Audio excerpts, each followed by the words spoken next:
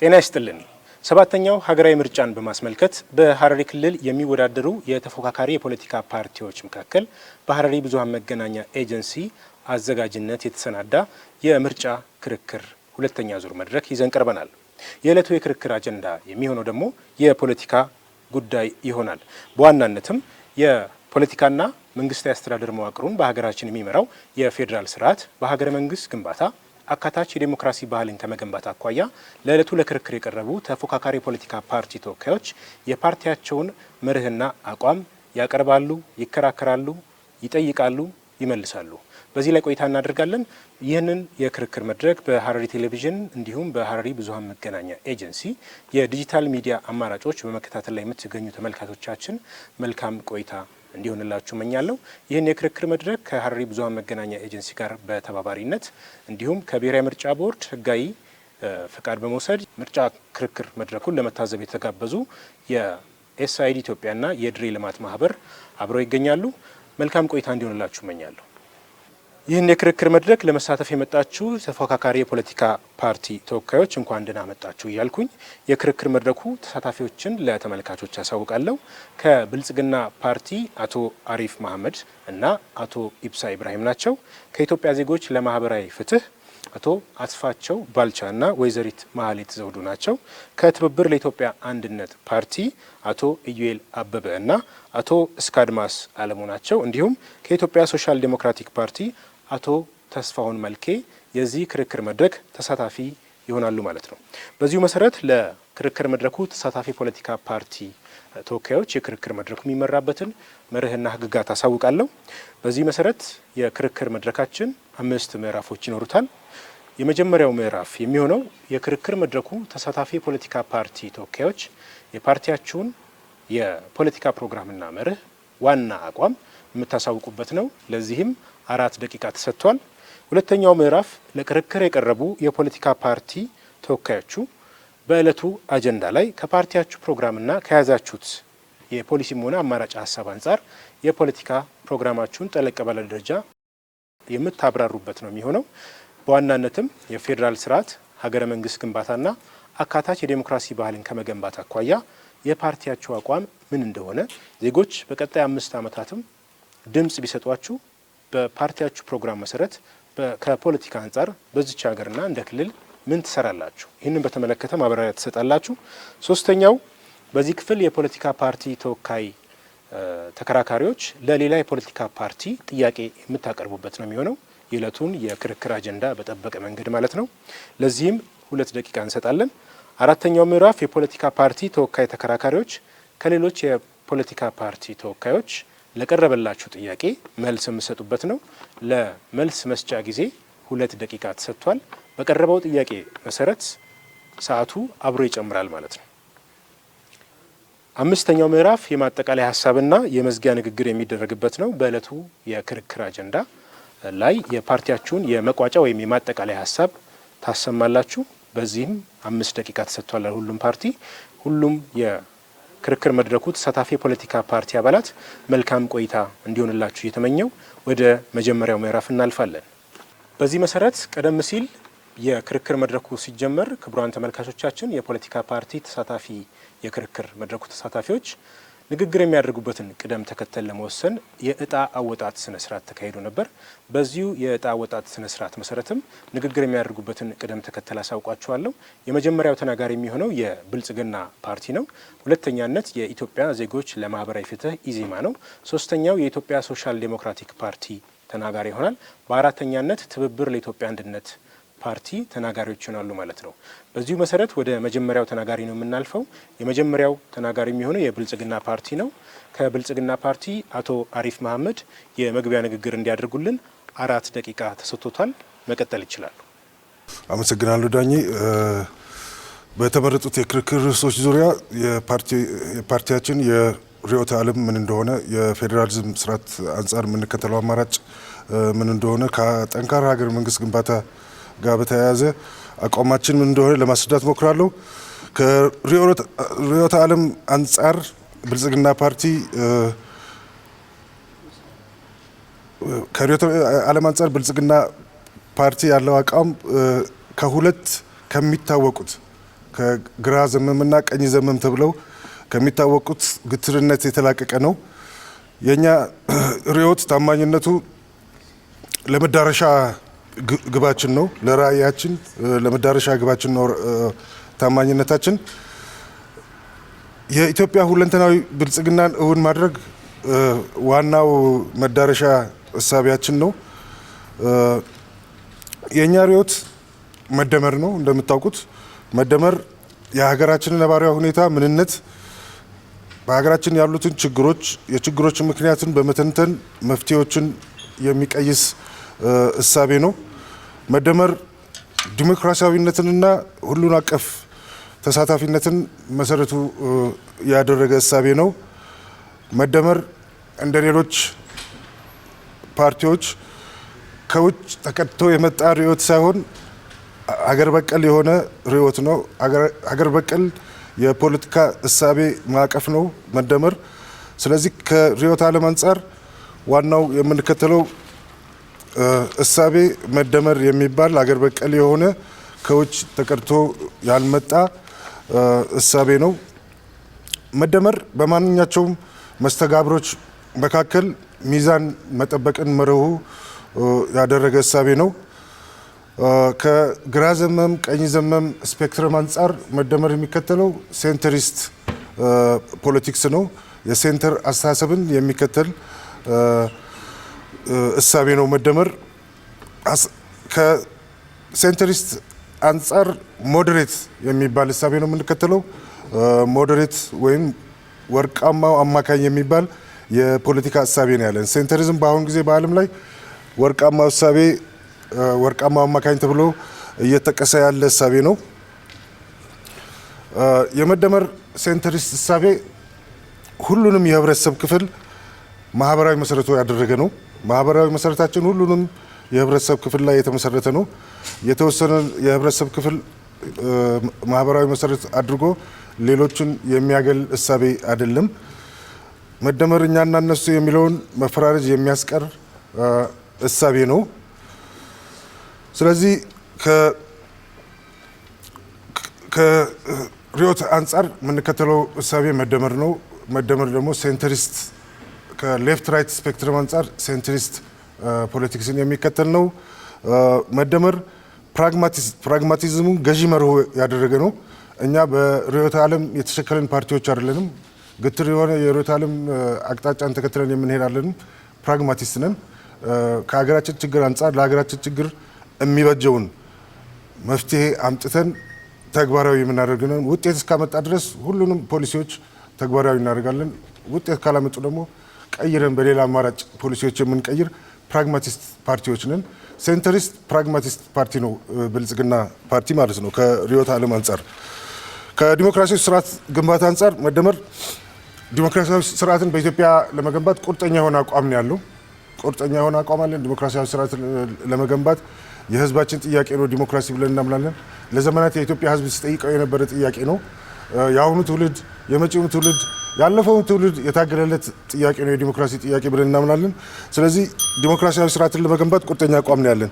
እናመሰግናለን። የመጀመሪያው ተናጋሪ የመግቢያ ሀሳብን ነበር የሰማነው። በቀጣይነት ወደ ሁለተኛው ተናጋሪ ነው የምናልፈው። የኢትዮጵያ ዜጎች ለማህበራዊ ፍትህ ሁለተኛው ተናጋሪ ይሆናል።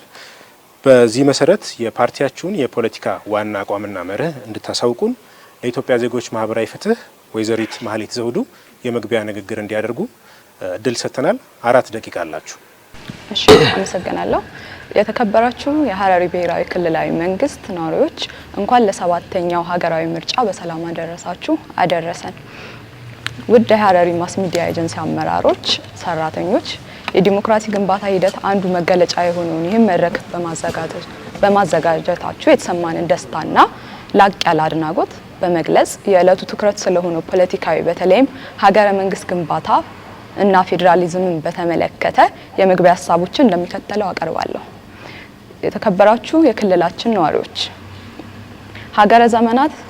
ሀገር የዘመናት ሰዎች ግንኙነትና እንቅስቃሴዎች ስሪት እንደሆነ እነዚህ የዜጎች እንቅስቃሴ ግንኙነት እያደር ዘርፈ ብዙ እና ውስብስብ እየሆነ በመምጣቱ ስርዓት አልበኝነት መፈጠሩ፣ ስለዚህም በስርዓትና በሰላም የሚመራ አካል መኖሩ ግድ ማለቱን ይህም መንግስት መባሉን ከዚህም ትኩረት በሀገር በዜጎች በመንግስት ላይ የሆነ ፖለቲካ የተሰኘ ጽንሰ ሀሳብ እንደተፈጠረ የህብረተሰብ እድገት ታሪክ ያስረዳናል። ልጓም ያልተበጀለት መንግስት ማለትም ኢዲሞክራሲያዊ መንግስት መፈጠርም ሌላው ችግር እንደነበር እንረዳለን። ኢዜማ የዜግነት ፖለቲካን ዲሞክራሲያዊ ፌዴራሊዝምና ማህበራዊ ፍትህን የሰሜን ኮከብ አድርጎ የሚንቀሳቀሰው ከምንም ሳይሆን ይህን የሰው ልጅ ታሪክ በመዳሰስና የሀገራችን ያለፉትን 50 ዓመት የሀገረ መንግስት ግንባታ ጉድለቶችን በማጤን ነው። እንደ ኢዜማ እምነት ፖለቲካ ጉድለቶችን ማስተጋባት ብቻ ሳይሆን በእውቀትና በተሞክሮ ላይ ተመስርቶ ሊሰራ የሚችል የመፍትሄ ሀሳብን ማቅረብ መቻል ነው። የኢዜማ ራዕይ ኢትዮጵያ ሀገራችን እያንዳንዱ ዜጋ ፖለቲካዊ፣ ሰብአዊና ኢኮኖሚያዊ መብቶች የተከበሩባት፣ ማህበራዊ ፍትህ የሰፈነባት፣ በዜጎች ጽኑ አንድነት ማዕቀፍ የተለያዩ ባህሎች፣ ቋንቋዎችና እምነቶች ሳይበላለጡ በነጻነት የሚስተናገዱባትና የውበት መገለጫ ብቻ የሆኑባት፣ ሰላምና መረጋጋት የተረጋገጠባት፣ በላቀ የሳይንስ ቴክኖሎጂ እውቀት ላይ የተመሰረተ ሁለንተናዊ እድገትና ብልጽግናን የተጎናጸፈች፣ ሁሉም ዜጎች የሚኮሩባት ታላቅና ገናና ሀገር ሆና ማየት ነው። የሀረሪ ክልል ህዝብ ሆይ ይህን ነው ኢዜማውያን ህልም። ይህ ነው የኢዜማውያን ህልም። ቀጣዩ ጉዳይ ምን አይነት የመንግስት ፖለቲካ ስርዓት ነው ይህን ግልጽ ቅዱስ ህልም እውን የሚያደርገው የሚለው ነው። ኢዜማ በምርጫ አሸንፎ ስልጣን ቢይዝ የሚገነባው ሀገረ መንግስት ምን አይነት እንደሚሆን ተያያዥ ጉዳዮችን በምዕራፍ 2 በዝርዝር እንደምናቀርብ በመግለጽ የመግቢያ ሀሳቦችን አበቃለሁ። በሀሳብ እንሞግታለን፣ ስለ ሀገር እንተባበራለን። ኢዜማን ይምረጡ፣ ሚዛንን ይምረጡ። አመሰግናለሁ። እናመሰግናለን። በተከታይነት ወደ ሶስተኛው ተናጋሪ ነው የምናልፈው። በሶስተኛነት የምናገኘውም የኢትዮጵያ ሶሻል ዴሞክራቲክ ፓርቲ ንግግር የሚያደርግበትን ነው። 4 ደቂቃ ሰጥተናል። የፖለቲካ ፓርቲያችሁ የፖለቲካ መርህ ዋና አቋም ምንድነው? አቶ ተስፋው መልኬ መቀጠል ይችላሉ። አመሰግናለሁ። የተከበራችሁ የኢትዮጵያ ህዝቦች፣ መላው የሀረሪ ክልል ማህበረሰብ እንኳን ለ7ኛው ሀገር አቀፍ ምርጫ በሰላም አደረሳችሁ ማለት እንወዳለን። ኢሶዴፓ ፓርቲ በዘንድሮ ሀገር አቀፍ ምርጫ ቢመረጥ ለህዝቡ የሚፈይዳቸውን ፋይዳዎች በተለይ በፌዴራሊዝም ስርዓት በሀገር መንግስት ስርዓት ላይ ያስቀመጣቸውን አቋሙን ዛሬ ለህዝባችን ይፋ የምናደርግበት የክርክር መድረክ ነው። እንደ መግቢያ ግን የማስቀምጣቸው ጉዳዮችን ባጭሩ አቀርባለሁ። የሀረሪ ህዝብ ላለፉት 3 አስርት ዓመታት በኢትዮጵያ በተገበረው የፌዴራሊዝም ስርዓት በመጠኑ መብቶቻቸው ቢከበርም የፌዴራሊዝሙ ስርዓት አፈጻጸም ላይ በታዩ ችግሮች ምክንያት የሀረሪ ህዝብ ራስን በራስ የማስተዳደር መብቱ በአግባቡ አልተከበረም። ለዚህም የቀድሞ ስርዓት ናፋቂዎች አህዳውያን የቀድሞ ገዢ መደብ ተጠቃሚዎች ቤቱ መሬቱን ባህሉና የቋንቋ የሃይማኖት ስርዓቱን ስለጨቆኑ ነው። አንድ ማንነት መሰረት ያደረገ የፌውዳል ስርዓት የሀረሪን እማትመስል ኢትዮጵያን ገንብቶ የአሚሮች የሺህ ዓመታት የታላቅነትና የገናናነት ከፍቷን አሳጥቷታል። አዲስ ሀገረ መንግስት ማዋለድ በሁሉም ብሔረሰቦች የጋራ ተሳትፎና ሚና የሚወሰን ዕጣ ፈንታ እንጂ አናሳ ቁጥር ያለውን የሀረሪ ህዝብን ባድሎና መድሎ የቤት ባይተዋር በማድረግ አይደለም። የተከበርከው የሀረሪ ህዝብ የትላንቱ ጨቋኝ ሀገረ መንግስት ላይ መለስ ሄዷል። የትላንቱ ጨለማ ከኢትዮጵያ ህዝብ ጋር ባደረገው ትግል በብርሃን ተገፏል። ዛሬ በእጃቸው ወርቃማ ታሪክ ለመጻፍ ከኢሶዴፓ ጋር እንድትነሱ ጥሪ እናቀርባለን። በእውነተኛ ፌዴራሊዝም ስርዓት በሚገነባው አዲሱ የኢትዮጵያ ሀገረ መንግስት ውስጥ መሬትህን፣ ህዝብህን፣ ታሪክን፣ ማንነትህ እንዳይደፈር እንዳይበረዝ ኢሶዴፓ በጽኑ ይታገላል። በመሆኑም የነገ ዕጣ ፈንታህን ለመወሰን የትናንቱ ቁስል ለማዳን በሶሻል ዲሞክራሲ ርዕዮተ ዓለም እሳቤ ሀረርን ምድረገነት ለማድረግ ቆርጦ የተነሳውን ኢሶዴፓን በቆራጥነት ደግፍ፣ ምረጥ። ይህ የሀረሪ ታላቅነት ዘመን መድገሚያ ማለዳ ነው። ጅንበር የጠለቀበት የቀድሞ በዝባዥ የፊውዳል ስርዓት እሳቤና አመለካከት ነው። አንድ ኢትዮጵያ አንድም ብዙ ናት። አንድ ያስባላት በልዩነት መሀል በጋራ የተገነባው አንድነት ሲሆን ኢትዮጵያ ብዙ ናት ማለት በብዙሃን ቀለማት ያሸበረቀ የብሔረሰቦች ብዝሃነት ስላላት ነው። ይህ የማይዋጥላቸው ኢትዮጵያ አንድና አንድ ናት የሚሉ አህዳውያን ለ100 ዓመታት ጨፍልቀው በመግዛት የሀረሪ ህዝብ ቁጥር እንዲቀንስ አድርገዋል። በስደት በግድያ የተፈናቀለውና በተለያዩ ዓለም ሀገራት የሚኖረው ሀረሪ በጀርባው ላይ ታሪካዊ ቁስልን ተሸክሞ እንዲዞር አድርገውታል። ራሱን በራሱ በፌዴራሊዝም ስርዓት እንዲሸከም አድርጎታል። ራሱን በራሱ በፌዴራሊዝም ስርዓት ለማስተዳደር ባካሄደ ሁለንተናዊ ትግል ዛሬ ላይ አንጻራዊ መብት ቢጎናጸፍም ወደ ተሟላ ፌዴራሊዝም ስርዓት ለማደግ ከፍተኛ ተግዳሮት ገጥመውታል። የመጀመሪያው ተግዳሮት በፖለቲካ ድርጅት ስም የሚንቀሳቀሱ ኃይሎች ከሀረሪ ህዝብ ስልጣን እንጂ ራሱን በራሱ የማስተዳደር መብቱን እውቅና የማይሰጡ የፌዴራል ስርዓት ተቀጥላ በመሆናቸው ነው። ሁለተኛ የፌዴራል ስርዓቱ የሚመራበት ህገ መንግስት ሀረሪ በኢትዮጵያ ሀገረ መንግስት ውስጥ ግንባታ ውስጥ ያላት ሚና አስተዋጽኦ የሚያጠጥሩ አካላትን በህግ አግባብ ተጠያቂ ማድረግ አለመቻሉ ነው። ኢሶዴፓ ቢመረጥ የሀረሪ ህዝብ መብትን ጥቅም ከፌዴራል ስርዓቱ አንጻር ለማስከበር በትጋት ይሰራል። ኢሶዴፓ ምረጡ። ምልክታችን ባትሪ ነው። መልካም። በተከታይነት ወደ አራተኛው ተናጋሪ ነው የምናልፈው። አራተኛው ተናጋሪ የሚሆነው ትብብር ለኢትዮጵያ አንድነት ፓርቲ ነው። በዚሁ መሰረት የፓርቲያቸው የፖለቲካ መርህና አቋምን እንዲያሳውቁን 4 ደቂቃ ተሰጥቷል። አቶ ኢዮኤል አበበ መቀጠል ይችላሉ። እሺ፣ አመሰግናለሁ። እንኳን ለሰባተኛው ሀገራዊ ምርጫ የኢትዮጵያ ህዝብ አደረሰ። እንዲሁም የሀረሪ ህዝብ እንኳን ለሰባተኛው ሀገራዊ ምርጫ አደረሰን እላለሁ። ትብብር ለኢትዮጵያ አንድነት አባል ፓርቲዎች መኢአድ፣ ኢህአፓ እና እናት ፓርቲ ሲሆኑ ምልክታችንም አውራጣት ሲሆን ሰባተኛው ሀገራዊ ምርጫ ነጻ ፍትሃዊ እንዲሆን ፓርቲያችን ያላሰለሰ ጥረት በማድረግ ላይ ይገኛል። ስለሆነም በአሁኑ ምርጫ ወደ ዲሞክራሲ ስርዓት ለመሸጋገር የሚያስችል መሰረት ካልተጣለ የሀገሪቱ ችግሮች የሚወሳሰቡበትና አስከፊ ውጤት የሚያስከትሉበት ሁኔታ ይፈጠራል። ይህ ደግሞ ለማንም አይጠቅምም። ስለዚህ ሰባተኛው ሀገራዊ ምርጫ ህዝቡ ራሱ የመንግስት ስልጣን ምንጭ መሆኑን በተግባር የሚያረጋግጥበት፣ ለፖለቲካ ስልጣን የሚወዳደሩ ድርጅቶችና ግለሰቦች እኩል የመወዳደሪያ ሜዳ የሚያገኙበት፣ ዓለም አቀፍ የምርጫ መሪዎች ስራ ላይ የሚውሉበት እንዲሆን ትብብር ለኢትዮጵያ አንድነት ብርቱ ትግል ያደርጋል። የትብብር ለኢትዮጵያ አንድነት ራዕይ የዜጎች የዲሞክራሲና የሰብአዊ መብቶች የተጠበቁበት፣ ድህነት፣ ረሃብ፣ መታረዝ ከምድር የጠፋ ፍትሃዊነትና የህግ የበላይነት የሰፈነበት፣ በሳይንስና ቴክኖሎጂ እድገት በልማት ክንዋኔ ከሌሎች ዓለም ታላላቅ ሀገሮች አቻ የደረሰች ሰላም የሰፈነባት፣ የግለሰቦች የቡድን መብት የሚከበርባት፣ ማህበራዊ ፍትህ የተረጋገጠባት፣ አንድነቷ የተጠበቀ ኢትዮጵያን ማጽናት ነው። ዓላማው ዜጎች ማህበራዊ ዋስትና እንዲኖራቸው ማድረግ፣ የሀገሪቱ የኢኮኖሚ በፈጣን እድገት ጎዳና የሚራመድበት ስልት መቀየስ፣ አገር በቀል የሆኑ ባለሀብቶች ቅድሚያ ተሰጥቷቸው ሰፋ ያለ የኢኮኖሚ ተሳትፎ የሚያደርጉበት መንገድ ማሳየት፣ ከፖለቲካ ፓርቲዎች ጋር ንክኪ የሌላቸው የንግድ ድርጅቶች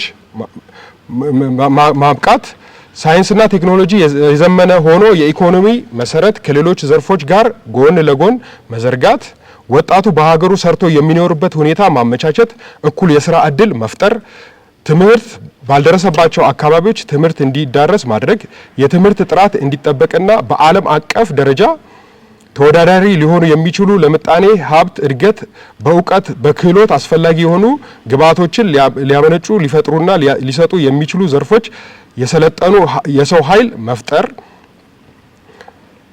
ሙስናን ማጥፋት፣ በመንግስት አሰራር ግልጽነት፣ ተጠያቂነት እንዲኖር ማድረግ፣ ፍትሃዊ የሆነ ነፃ የዳኝነት ተቋማትን መገንባት፣ ዜጎች የዲሞክራሲ የሰብአዊ መብቶች ሳይሸራረፉ እንዲከበሩ ማድረግ። ተልዕኮ በኢትዮጵያ ፈጣንና ዘላቂ ኢኮኖሚያዊ እድገት ማረጋገጥ፣ የዜጎች ለሀገራቸው ፍቅር እንዲኖራቸው፣ የዜግነት ክብር እና ኩራትም እንዲሰማቸው አስፈላጊ በሆነ ጊዜና ደረጃ ዜጎችን ለመደገፍ የሚያስችል ማህበራዊ ደህንነት አገልግሎት ማቅረብ፣ የዜጎች ዲሞክራሲያዊና ሰላማዊ መብቶች በህግ እንዲከበሩና ተፈጻሚነት እንዲሆኑ በጽናት ማቆም፣ የፖለቲካ ፓርቲዎች እና ግለሰቦች ነጻ ትክክለኛና ግልጽ በሆነ መንገድ የሚወዳደሩበት ብቁ የምርጫ ስርዓት ለመመስረት መታገል፣ ሀቀኛ ብቃትና ተጠያቂነት ባለው አመራር አማካኝነት ታታሪና የፈጠራ ችሎታ ያለው ህብረተሰብ መመስረት፣ በትምህርት አማካኝነት የህብረተሰቡን ፖለቲካዊ ግንዛቤ ለማሳደግና ዜጎች በሀገራቸው ጉዳይ ላይ በብቃት እንዲሳተፉ ግዴታቸውንና ኃላፊነታቸውን እንዲወጡ ጥረት ማድረግ፣ የእያንዳንዱ ግለሰብ ዜጋ ችሎታ ሙሉ በሙሉ ማሳደግ፣ በአካባቢው በሀገርና በዓለም ደረጃ ብቁ ተወዳዳሪ ለመሆን ያለውን ምኞት ማሳካት፣ በውስጥና በውጪ ያሉ ኢትዮጵያውያን ያላቸውን ሰብአዊና ቁሳዊ አቅም በሀገራቸው ኢንቨስት እንዲያደርጉና ለህዝቡ ቁሳዊና መንፈሳዊ አመሰግናለሁ። እናመሰግናለን። ወደ ሁለተኛው ምዕራፍ የምናልፍ ይሆናል።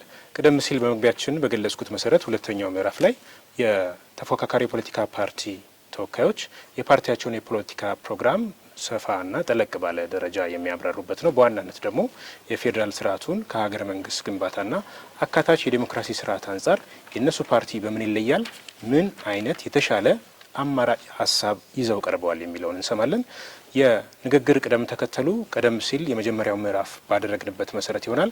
በዚሁ መሰረት የመጀመሪያው ተናጋሪ የሚሆኑት የብልጽግና ፓርቲ ነው የሚሆነው። አቶ አሪፍ መሐመድ 8 ደቂቃ ጊዜ ተሰጥቷቸዋል። መጀመር ይችላሉ። አመሰግናለሁ። ከዲሞክራሲ ስርዓት ግንባታ አንጻር የመግባባት ዲሞክራሲ ስርዓትን ነው ብልጽግና ለመገንባት የሚፈልገው። ይሄም ለሀገራችን የተረጋጋ የፖለቲካ ስርዓት ለመፍጠር በጣም ጠቃሚ ነው። በሀገራችን የፖለቲካ ቁልፍ ተቃርኖዎችን ሊፈታ የሚችል እሳቤ ነው የመግባባት ዲሞክራሲ። ስለዚህ አብሮነታችንን፣ አንድነታችንን የሚያጠናክር የቡድን መብትና የግለሰብ መብትን እኩል በሚዛን የሚያስከብር የዲሞክራሲ ሞዴል ነው የመግባባት ዲሞክራሲ። በዚህ መሰረት ባለፉት 5-6 ዓመታት የመግባባት ዲሞክራሲን ለመገንባት በርካታ ስራዎች ሰርተናል። ኢብን ከዚህ ቀደም ተቃዋሚ ፓርቲ ተብሎ ይጠሩ የነበሩትን ተፎካካሪ ፓርቲ እንዲባሉ ለአንድ ሀገር ለመገንባት የተለያየ እሳቤ ቢኖረንም ለአንድ ሀገር የምንሰራ እህትማማች ወንድማማቾች በመሆናችን ተቃዋሚ ፓርቲ መባል የለባቸውም፣ ተፎካካሪ ፓርቲ ነው መባል ያለባቸው ብለን የህዝቡን አስተሳሰብ የመቀየር ስራዎችን ሰርተናል። ተቃዋሚዎችን ስልጣን አጋርተናል። ከዚህ ቀደም በኢትዮጵያ ፖለቲካ ታሪክ ታይቶ የማይታወቅ አዲስ እሳቤ ይዘን መተናል። ምንም እንኳን በ6ኛው ዙር ምርጫ ብናሸንፍም ከምርጫ በኋላ ተቃዋሚ ፓርቲዎችን በተለያየ ደረጃ ከፌዴራል እስከ ክልሎች ከክልልም በታች የተለያዩ ስልጣን እንዲጋሩ አድርገናል። ይህም አዲስ የፖለቲካ ባህል ነው። ከተቃዋሚዎች ጋር ተቀራርበን ባለፉት ተፎካካሪ ፓርቲዎች ጋር እየተቀራረብን ባለፈው ዓመታት ስንሰራ ነበረ። ይህም የመግባባት ዲሞክራሲ ኤሌመንቶች ጋር በተያያዘ የሰራነው ስራ ነው ማለት ነው። በቀጣይነትም የመግባባት ዲሞክራሲ ህጋዊና ተቋማዊ መሰረት እንዲኖረው እንሰራለን ማለት ነው። ከፌዴራል ስርዓት ግንባታ አንጻር የኛ አማራጭ ሀሳብ የምንገነባው የፌዴራል ስርዓት ህብረ ብሔራዊ የፌዴራል ስርዓት ነው። ይህም መልቲናሽናል ፌዴሬሽን የሚባለውን ስርዓት የፌዴራል ስርዓት ነው የምንገነባው። የህብረ ብሔራዊ ፌዴራል ስርዓት ብዙህነትና ሀገራዊ አንድነትን እኩል ሚዛን ጠብቆ የሚያስከብር የፖለቲካ ስርዓት ነው፣ የፌዴራል ስርዓት ነው። በአንድ በኩል በራስ አስተዳደር ብዙህነትን በአግባቡ የሚያስተናግድ ነው የህብረ ብሔራዊ ፌዴራል ስርዓት። በሌላ በኩል ደግሞ የተሳሰረ ማንነትና ሀገራዊ አንድነትን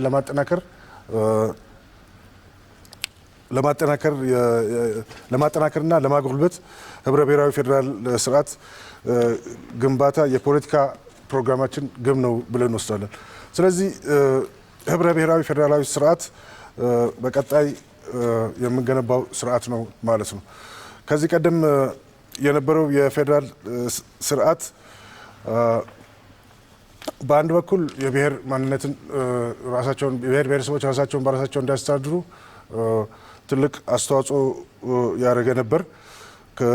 ነገር ግን የሀገራዊ አንድነት አንጻር ጉድለቶች የነበሩበት የፌዴራል ስርዓት ነበር። ግን ከለውጡ በኋላ እውነተኛ የሆነ የፌዴራል ህብረ ብሔራዊ ፌዴራላዊ ስርዓት እየገነባን እንገኛለን ማለት ነው።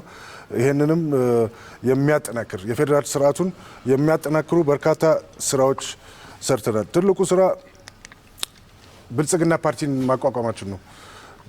የብልጽግና ፓርቲ መመስረት የፌዴራል ስርዓቱን እንዲያጠናክረው ያስቻለ ነው። ምክንያቱም ብልጽግና ፓርቲ ህብረ ብሔራዊ የሆነ ፓርቲ ነው። ራሱ የምገነባው ስርዓት ህብረ ብሔራዊ ፌዴራል ስርዓት ነው። ብልጽግና ፓርቲ ራሱ ደግሞ ህብረ ብሔራዊ የሆነ ፓርቲ ነው። ከሁሉም ከጫፍ እስከ ጫፍ ያሉ የኢትዮጵያ ዜጎች የሚሳተፉበት፣ ሁሉም ብሔር ብሔረሰቦች እና ሁሉም ህዝቦች የሚሳተፉበት፣ ከአመራር እስከ አባልነት ሁሉንም የኢትዮጵያ ህዝቦችን ያቀፈ ዳርና የመሃል ፖለቲካን ያስወገደ ነው ብልጽግና ፓርቲ። ስለዚህ የብልጽግና ፓርቲ መመስረት በራሱ የፌዴራል ስርዓቱን እንዲያጠናክረው ያገዘ ነው ማለት ነው። የኛ ፓርቲ ህብረ ብሔራዊ በመሆኑ በአንድ በኩል ሀገራዊ አንድነት እንዲጠናከር አስተዋጽኦ አድርጓል የብልጽግና ፓርቲ መመስረት፣ በሌላ በኩል ደግሞ የፌዴራል ስርዓቱ እንዲጠናከር ትልቅ አስተዋጽኦ ማድረግ ችለናል ማለት ነው። ከሀገር መንግስት ግንባታ አንጻር የብልጽግና ፓርቲ አቋሞች ለማቅረብ ሞክራለሁ። በእኛ እምነት ጠንካራ ሀገር ፓርቲ መገንባት የሚቻለው በሁለት ነገሮች በመስራት ነው። አንደኛው የጋራ መግባባትን በመፍጠር ነው። ይሄ ሶፍትዌር ፓርቱ ማለት ነው። የጋራ መግባባትን መፍጠር ከቻልን ጠንካራ ሀገር መንግስት መገንባት እንችላለን የሚል እምነት ነው ያለን። ከዚህ አንጻር ግን ባለፉት ዘመናት ጠንካራ ሀገር መንግስት መገንባት አልቻልንም። ያልቻልንበት ምክንያት ሶስት ምክንያቶችን ማንሳት ይችላል። አንደኛ የታሪክ አረዳዳችን ላይ በጣም ልዩነት ስላለ ከታሪክ አረዳድ አንጻር ልዩነቶች አሉብን። ከትርክት ግንባታ አንጻር ልዩነቶች አሉብን። ከተቋም ግንባታ አንጻር ልዩነቶች አሉብን። በዚህ መሰረት ጠንካራ ሀገር መንግስት መገንባት አልቻልንም ማለት ነው። ስለዚህ በቀጣይ የብልጽግና ፓርቲ አቋም የጋራ ትርክት መገንባት፣ በታሪክ አረዳድ ላይ ያለን አቋም የተቀራረበ እንዲሆን እንሰራለን። የጋራ ትርክት እንገነባለን። የጋራ እሴቶችን እንገነባለን። ሀገራዊ መግባባት የጀመርነው የሀገራዊ መግባባት ፕሮጀክት በተሳካ መልኩ እንዲያልቅ እንሰራለን። ዋናውና ትልቁ ደግሞ ጠንካራ ሀገር መንግስት ለመገንባት የተቋም ግንባታ ነው። ጠንካራ ተቋማትን እንገነባለን። ጠንካራ ሀገራዊ ተቋማት ከዚህ በፊት አልታደልንም፣ መገንባት አልቻልንም ነበር። ከለውጡ በኋላ ግን ብልጽግና ጠንካራ የዲሞክራሲ ተቋማትን መገንባት ችሏል። እየገነባ ነው ያለው። ጠንካራ የዲሞክራሲ ተቋማት፣ ጠንካራ የፍትህ ተቋማት፣ ጠንካራ የደህንነትና የመከላከያ ተቋማት፣ ነፃና ገለልተኛ የሆኑ ተቋማትን ለመገንባት መስራት ይጠበቅብናል። ከዚህ ቀደምም ሰርተናል። ባለፉት 5-6 ዓመታት የተቋም ሪፎርሞች በማካሄድ ጠንካራ የዲሞክራሲ ተቋማትን ለመገንባት ትልቅ ጥረት አድርገናል። ጠንካራ የደህንነትና የመከላከያ ተቋማት፣ ነፃና ገለልተኛ የሆኑ ተቋማትን፣ ነፃና ገለልተኛ የሆነ የፍትህ ተቋማትን ለመገንባት በርካታ ስራዎች ሰርተናል። ይህንኑ በቀጣይም አጠናክረን እንቀጥላለን። ስለዚህ ጠንካራ ሀገር መንግስት ለመገንባት የጋራ ትርክታችንን እንገነባለን፣ የጋራ እሴታችንን እንገነባለን። የጀመርነውን ነፃና ገለልተኛ ጠንካራ የሀገር መንግስት ተቋማትን የመገንባት ስራዎችን አጠናክረን የምንቀጥል ይሆናል። በዚህ መልኩ የዲሞክራሲ ግንባታ ስራችንን በቀጣይ አጠናክረን እንቀጥላለን። የመግባባት ዲሞክራሲን ጠንካራ ተቋማዊና ህጋዊ መሰረት እንዲኖረው እንሰራለን። የፌዴራል ስርዓቱ እውነተኛ ህብረ ብሔራዊ ፌዴራላዊ ስርዓትን ከመገንባት አንጻር የጀመርናቸውን ስራዎች አጠናቀን ጠንካራ ህብረ ብሔራዊ የሆነ ፌዴራላዊ ስርዓት እንገነባለን። ሀገር መንግስቱንም ጠንካራ እንዲሆን እና የጸና እንዲሆን በትርክት ግንባታ፣ የጋራ እሴቶች ግንባታ እና ነፃና ገለልተኛ ሀገራዊ ተቋማትን በመገንባት የጸና ሀገረ መንግስት የመግባት ስራችንን በዚህ መልኩ አጠናክረን እንቀጥላለን ማለት ነው። አመሰግናለን ክቡር ተከራካሪ። የተሰጠው ጊዜ አልቋል። በቀጣይ ወደ ሁለተኛው ተናጋሪ ነው የምናልፈው። የኢትዮጵያ ዜጎች ለማህበራዊ ፍትህ ነው። አቶ አስፋቸው ባልቻ 8 ደቂቃ አላችሁ። የፓርቲያችሁ የፖለቲካ ፕሮግራም ከሌላው በምን ይለያል? ይዛችሁ የመጣችሁት የፖለቲካ ፕሮግራም ምን የተሻለ ይዘቶች አሉት? በተለይ ከፌዴራል ስርዓት አንጻር ከሀገር መንግስት ግንባታና አካታች የዴሞክራሲ ስርዓትን ከመገንባት አኳያ ፓርቲያችሁ ለዜጎች ምን መስራት ይችላል? አመሰግናለሁ። የተከበራችሁ የሀረሪ ክልል ነዋሪዎች፣ ኢዜማ 3 የሰሜን ኮከቦች አሉት። አንዱ የዜግነት ፖለቲካ ነው። ሁለተኛው ዲሞክራሲያዊ ፌዴራሊዝም ነው። ሶስተኛው ማህበራዊ ፍትህ ነው። የዜግነት ፖለቲካ ስንል ምን ማለታችን ነው? እንደ ኢዜማ ፖለቲካ በዜጋና በመንግስት መካከል ያለ ግንኙነት ነው፣ ኮንትራት ነው። ስለዚህ የመንግስት ጉዳይ በሙሉ ሁሉንም ዜጋ የሚመለከት ነው። መምህራን ማህበር አዋጅ ቢያወጣ መምህሩን ነው የሚመለከተው። የሴቶች ማህበር አዋጅ ቢያወጣ ሴቶችን ነው የሚመለከተው። የወጣት ማህበር አዋጅ ቢያወጣ ወጣትን ነው የሚመለከተው። መንግስት አዋጅ ካወጣ ግን ሁላችንንም ነው የሚመለከተው።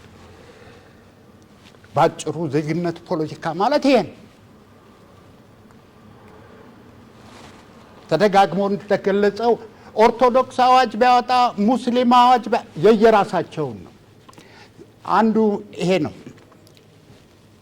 ትልቁ በሀገራችንም እንደ ኢዜማ የችግሮቻችን ሁሉ ምንጭ በአብዛኛው ፖለቲካችን መጀመሪያ በቋንቋ ላይ እያደርም ወደ ዘውግ ሄዶ በመቀርቀሩ ነው። በየክልሉ ተከፋፍለን ብትመለከቱት ሁሉም ችግራችን ከዛ የመነጨ ነው። ስለዚህ የዜግነት ፖለቲካ። ሁለተኛው ዲሞክራሲያዊ ፌዴራሊዝም። እኛ ፌዴራሊዝም ነው የምንፈልግ፣ ዩኒተሪ አይደለንም፣ አሃዳዊ አይደለም። ኢዜማ ፌዴራል ማለት የስልጣን ክፍፍል ያለበት የመንግስት አወቃቀር ማለት ነው። አሃዳዊ ማለት የስልጣን ክፍፍሉ ሴንትራላይዝድ የሆነበት የመንግስት አወቃቀር ማለት ነው። እንዴት ነው ታዲያኛ ፌዴራሊዝምን እየደገፍን አሃዳዊ? አንዳንድ ሰዎች አሃዳዊ ይሉናል። ፌዴራሊዝም ነው የምንከተለው፣ ግን ያ ፌዴራሊዝም ዴሞክራሲያዊ ፌዴራሊዝም ነው መሆን ያለበት። ተደጋግሞ በቴሌቪዥንም ተገልጿል። ሀረርን ማን ያስተዳድራት? የሀረር ነዋሪዎች። ድሬዳዋን ማን ያስተዳድራት? የሀረር ነዋሪዎች። አዳማን ማን ያስተዳድረው? የአዳማ ነዋሪዎች። ይቀጣ አዲስ አበባንም የአዲስ አበባ ነዋሪዎች ነው። ይሄ ነው ዲሞክራሲያዊ ፌዴራሊዝም። እኛ ከዚህ ሄደን ድሬዳዋን አናስተዳድር። ጊዜ ስለሌለኝ ባጭሩ ተዋል። ዲሞክራሲያዊ ፌዴራሊዝምን ነው። ሌላው ኮከባችን፣ የሰሜን ኮከባችን ማህበራዊ ፍትህ ነው። ድህነት የ40 ቀን እድል ነው ብሎ ኢዜማ አያምንም። በሰዎች መካከል ያለው ልዩነት የሰዎች ደካማነት ብቻ ነው ብሎ አያምንም። ምናልባትም የፖለቲካ ስርዓቱ መበላሸት ለድህነት ዳርጎት ይሆናል ብሎ ያምናል። ማህበራዊ ፍትህ ማለት ያን ነው። የፖለቲካ ስርዓቱ ያመጣበትን ችግር እንጂ የሰው ልጅ በተፈጥሮ እኩል ነው። ሰብአዊ ሲወለድ እኩል ነው። ከተወለደ በኋላ የመጡ ነገሮች ናቸው። እኩል እድል፣ ሰው እኩል እንዲሆን አይደለም፣ እኩል እድል በኢኮኖሚ፣ በፖለቲካ፣ በማህበራዊ ፍታችን። የተከበራችሁ የሀረሪ ክልል ነዋሪዎች ኢዜማን ብትመርጡ ምን ያደርጋል? ኢዜማ በሀገረ መንግስት ግንባታ ምን ያደርጋል? የመጀመሪያው ጉዳይ ሰላምንና መረጋጋትን ይፈጥራል። ሰላም ከሌለ ፖለቲካም የለም፣ ኑሮም የለም። በክልላችን አንጻራዊ ሰላም ይታያል። ጥሩ ነው፣ ይታያል። ያንን እናስቀጥለዋለን። ሰላምና መረጋጋትን እናመጣለን ብለን ቃል እንገባላችኋለን። በሀገረ መንግስት ግንባታ የፖለቲካ ልዩነቶችን፣ ሁለተኛ የፖለቲካ ልዩነቶች በጠረጴዛ ዙሪያ እንዲፈቱ ጥረት እናደርጋለን፣ ተግተን እንሰራለን። ትጥቅ ትግልና አንደግፍም። ሶስተኛ ከተሜነትን እናስፋፋለን። አንዳንድ ጊዜ ግጭቶች የሚነሱት በከተማና በገጠር መካከል ካለ ልዩነትም ሊመነጭ ስለሚችል ከተሜነትን እናስፋፋለን። ፕሮባብሊ ለዚህ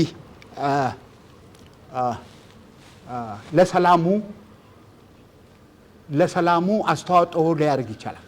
ከተማን ለአንድ ብሔር አይሰጥም ኢዜማ። ቅድም እንዳለው ለአንድ ብሔር አይሰጥም። ከተማ ውስጥ ብዙ ሰዎች ናቸው ያሉት፣ ከተለያዩ ብሔር ብሔረሰቦች የመጡ ናቸው እንጂ ያንን አንስቶ ለአንድ ብሔር ጀባ አይልም ኢዜማ። እንትን ቋንቋ ነው የተጠቀምኩት፣ ይቅርታ። በሀገረ መንግስት አንዱ ሰላም ነው። ሌላው የመድብለ ፓርቲን ፖለቲካን እናበረታታለን። ይህ ማለት ፓርቲዎች እንደ አሸን ይፍሉ ማለት አይደለም። ዛሬ ፖለቲካ ፓርቲ ከመመስረት ንግድ ፍቃድ ከማውጣት ፖለቲካ ፓርቲ መመስረት ቀሏል። መንጃ ፍቃድ ከማውጣት ፖለቲካ ፓርቲ መመስረት ቀሏል። ያንን ኢዜማ አይደግፍም። የፖለቲካ ፓርቲዎች አንድነታቸውና ልዩነታቸውን የሚመዘንበት ስርዓት ይበጃል። ጊዜ ስለሌለ ቀደም ቶሎ ማለት አለብኝ። የፌዴራል ስርዓታችን አደረጃጀት ምን መልክ አለው? እኛን ብትመርጡን አንድ ቋንቋን፣ ባህልን፣ ታሪክን መሰረት ያደረገ አደረጃጀት። 2 ለብሔራዊ መግባባት ምቹ ሁኔታን በሚፈጥር መልኩ። 3 የኢኮኖሚ ስብጥርን ባየ መልኩ። 4 መልክዓ ምድራዊ አቀማመጥን አገለጽ። የተከበራችሁ የሐረር ከተማ ነዋሪዎች የሐረሪ ክልል ሳይዝ እና የኦሮሚያን ክልል ሳይዝ ተመልከቱት። እንደዛ አይነት ልዩነት እንዲኖር አናረግም። የተሰጡት ጊዜ ተጠናቋል። በዚህ ወደ ሶስተኛው ተናጋሪ ነው የምናልፈው። የኢትዮጵያ ሶሻል ዴሞክራቲክ ፓርቲ ነው ሶስተኛው ተናጋሪ የሚሆነው። ንግግር የሚያደርጉት አቶ ተስፋሁን ምልኬ ናቸው። 8 ደቂቃ ነው ያላችሁ። በፌዴራል ስርዓት ሀገረ መንግስት ግንባታና አካታች የዲሞክራሲ ባህልን ከመገንባት አንጻር ፓርቲያችሁ በፖለቲካ ፕሮግራሙ ምን ይዟል? የእናንተ የፖለቲካ ፓርቲ የፖለቲካ ፕሮግራም ከሌሎች የተሻለ ይዘት ምን አለው? አመሰግናለሁ። ክቡራን ኢትዮጵያ ህዝቦች፣ መላው የሐረሪ ክልል ህዝብ ላለፉት 30 ዓመታት በኢትዮጵያ የተተገበረው የፌዴራሊዝም ስርዓት የራሱ የሆነ ጠንካራም የራሱ የሆነ ደካማ ጎኖች አሉት። እኛ እንደ ሶዴፓ በማኒፌስቶችን ላይ ይህንን ያለፈውን ችግር የሚቀርፍ ፕሮግራምን ይዘን መተናል። ያለፈው የፌዴራሊዝም ስርዓት ያሉበት መሰረታዊ ችግሮች አንደኛውና የመጀመሪያው ቋንቋንና ብሔር መሰረት ያደረገ የክልል አወቃቀር ሂደትን እንደ ብቸኛ መስፈርት ማቅረቡ ነው። ሌሎች ክልል የሚዋቀርባቸው መንገዶች አሉ። ለምሳሌ በማኒፌስቶችን 2.4 ላይ እንዳስቀመጥ ነው መልክዓ ምድርን፣ ማህበራዊ መስተጋብርን፣ ለአስተዳደር አመቺነትን፣ ለልማት አመቺነት መሰረት ያደረገ መዋቅር እንደምንፈጥር አስቀምጠናል። ሁለተኛ የዚህ ፌዴራሊዝም መሰረታዊ ችግር አድርገን ያስቀመጥ ነው ከቡድን መብት ይልቅ ለግለሰብ መብት ከግለሰብ ይልቅ ለቡድን መብት ትኩረት መስጠቱ ነው። ኢትዮጵያውያን ባላቸው የዜግነት መብት ማግኘት የሚገባቸው መብት በቡድን መብት በብሔር መብት እንዲያገኙ የሚገደዱበት ሁኔታ ተፈጥሯል። በማኒፌስቶችን 3.2 ላይ እንዳስቀመጥ ነው ማንኛውም ዜጋ በኢትዮጵያ የግዛት አንድነት ውስጥ የሚገኝ ከቦታ ቦታ ተንቀሳቅሶ የመምረጥ መብቱ ተከብሮለት ሀብት አፍርቶ እንዲኖር ይፈቅዳል በማኒፌስቶችን ማለት ነው። ሌላኛው የዚህ የፌዴራሊዝም ስርዓት ያለፉት 30 ዓመታት የፌዴራሊዝም ስርዓት ምንድን ነው? ማዕከላዊ መንግስት በክልሎች ውስጥ አግባብነት የሌለው ጣልቃ ገብነት በማድረግ የሀብት ምዝበራ ፈጽሟል ብለን እናምናለን። በመሆኑም በቀጣይኛ መንግስት ሆነን ከቀጠልን በዚህ ምርጫ በፌዴራል መንግስትና በክልል መንግስታት መካከል የሚገኘው ግንኙነት መርን የተከተለ ህግና ግን ብቻ አግባብ ያደረገ ግንኙነት መሆን አለበት ብለን እናስባለን። ሌላኛው የፌዴራሊዝሙ ስርዓት ችግር አድርገን ያቀረብነው ያለፈው ሀገረ መንግስትን ጨቋኝ ይላል፣ አህዳዊ ነው ይላል፣ ብዙ ትርጉም ይሰጣል። ነገር ግን ይህ ፌዴራሊዝም ስርዓት ወዴት እየሄደ እንደሆነ ምን አይነት ኢትዮጵያን እየገነባ እንደሆነ የትኛውን ኢትዮጵያ እየገነባ እንደሆነ ምንም የሆነ ምልከታ የለውም፣ አቅጣጫ የለውም። ስለዚህ እኛ ስልጣን ይዘን እቺን ሀገር መምራት እቺን ክልል መምራት ከቻለን በሁሉም ኢትዮጵያውያን አስተዋጽኦና አሻራ የምትመሰረት ኢትዮጵያ ሀገረ መንግስት ነው የምንፈጥረው።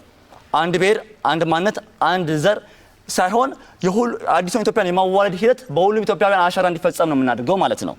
ሌላኛው አማነሳው የፌዴራሊዝም ስርዓት በሐረሪ ኮንቴክስት አንጻር እናየዋለን።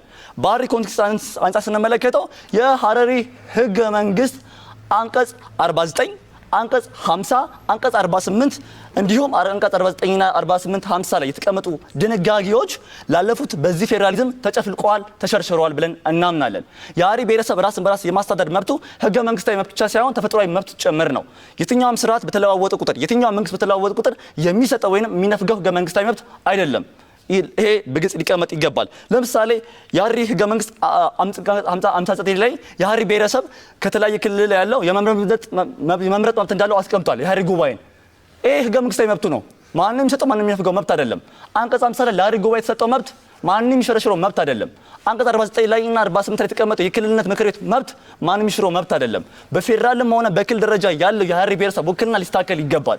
የክልሉ ምክር ቤት 36 ወንበር አለው። ከ36 ወንበር 14ቱ ሐረሪ ብቻ ነው ያለው። ይህ ፍትሃዊ አይደለም፣ ሊስተካከል ይገባል።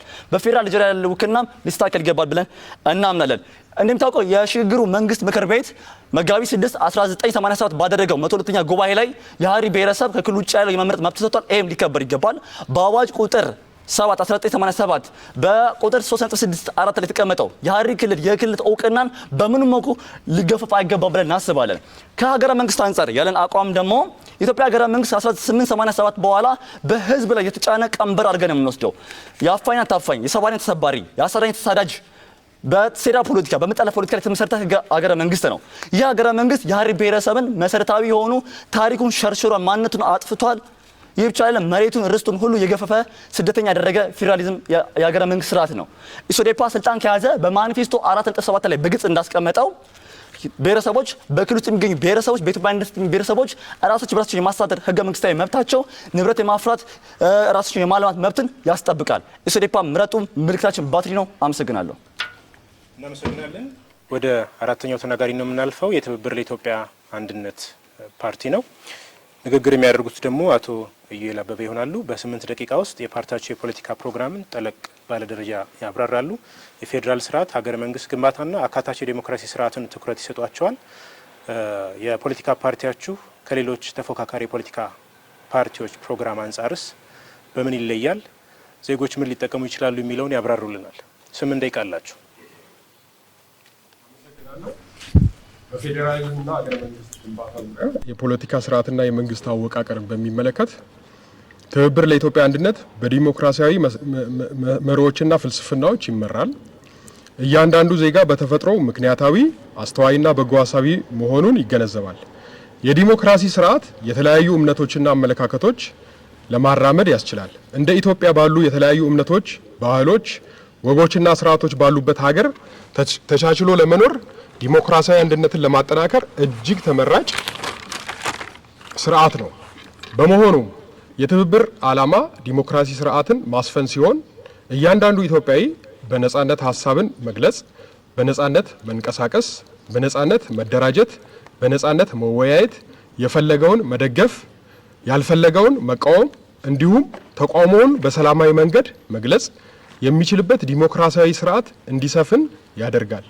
የዜጎች እኩልነት፣ የሰብአዊ መብቶች መከበርና የህግ የበላይነት እንዲከበር ይሰራል። ሁሉም ዜጎች የተለያዩ እምነቶቻቸውንና አመለካከቶቻቸውን በነጻነት ማራመድና ልዩነቶቻቸውን አቻችለው በነጻነት መራመድ መኖር የሚችሉበት አመቺ ሁኔታ እንዲፈጠር ይተጋል። ህዝቡ በሚመርጣቸው ተወካዮች አማካኝነት በሀገር አስተዳደር ጉዳዮች እንዲካፈል እንዲሁም በቀጥታ ተሳታፊ የሚሆንባቸው ዲሞክራሲያዊ መድረኮች እንዲመቻች ያደርጋል። ወቅቱን ጠብቆ የሚከናወን አንድ ሰው አንድ ድምፅ በሚል መርህ ላይ የተመሰረተ ግልጽና ፍትሃዊ ምርጫ በህዝብ የበላይነትና የስልጣን ባለቤትነት እንዲረጋገጥ ያደርጋል። የመንግስት አሰራር ህጋዊነትን፣ ግልጽነትንና ተጠያቂነትን የተከተለ እንዲሆን ይሰራል። ህዝቡ ተወካዮቹንና የመንግስት ባለስልጣናትን ሲያጠፉ በግልጽ የመውቀስ ባህል፣ በተወካዮቹ ላይ እምነት ሲያጣ ከኃላፊነት የማንሳት መብት እንዲከበር ያደርጋል። ህዝቡ የተለያዩ አማራጮችን የሚያገኝበትና ትርጉም ያለው የፖለቲካ ውድድር የሚያካሂድበትን እውነተኛ የብዝሃነት ፓርቲ ስርዓት እንዲሰፍን ትብብር ለኢትዮጵያ አንድነት ይታገላል። የመንግስት አደረጃጀት የመንግስት ስልጣን በህግ አውጪው፣ በህግ አስፈጻሚውና በህግ ተርጓሚው አካላት መካከል ይከፋፈላል።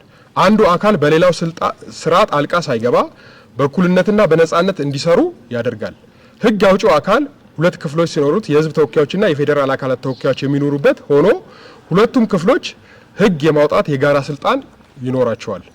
ህግ አስፈጻሚው አካል በቀጥታ በህዝቡ የሚመረጥና የስልጣን ዘመኑ በህግ የተገደበ ፕሬዝዳንት ይዋቀራል። የመከላከያ ኃይሉም ተጠሪነቱ ለፕሬዝዳንቱ ይሆናል። የዳኝነት አካሉ በህግ አውጪውና ከህግ አስፈጻሚው ተጽዕኖ ነፃ ሆኖ ይዋቀራል። ህግ የመተርጎም ስልጣን የፍርድ ቤቶች ይሆናል። የፌዴራል አወቃቀር ትብብር ለኢትዮጵያ አንድነት ፓርቲ የሚከተለው የፌዴራል አወቃቀር መልክዓ ምድራዊ አቀማመጥን፣ የህዝብ አሰፋፈርን፣ የኢኮኖሚ እድገትን፣ አስተዳደራዊ የልማት አመቺነትን እንዲሁም ሌሎች ማህበራዊ ትስስሮችን መሰረት ያደረገ ፌዴራሊዝም የመንግስት አወቃቀር እንዲሆን ያደርጋል።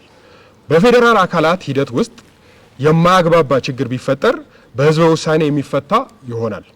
ማዕከላዊ መንግስቱና የፌዴራል አካሎች በህግ የተወሰነ የስልጣን ክልል የሚኖራቸው ሲሆን አንዱ በሌላው ውስጥ ጉዳይ ጣልቃ እንዳይገባ ይደረጋል። የማዕከላዊ መንግስቱና የፌዴራል አካላቶች ግንኙነትና አሰራር የሀገሪቱን አንድነትና እድገት ይበልጥ በሚያጠናክር መንገድ ይሆናል።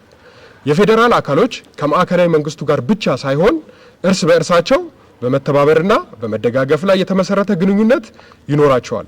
ማዕከላዊ መንግስቱም የዚህ አይነት ግንኙነት እንዲጠናከር ያበረታታል፣ አስፈላጊውን እገዛም ያደርጋል።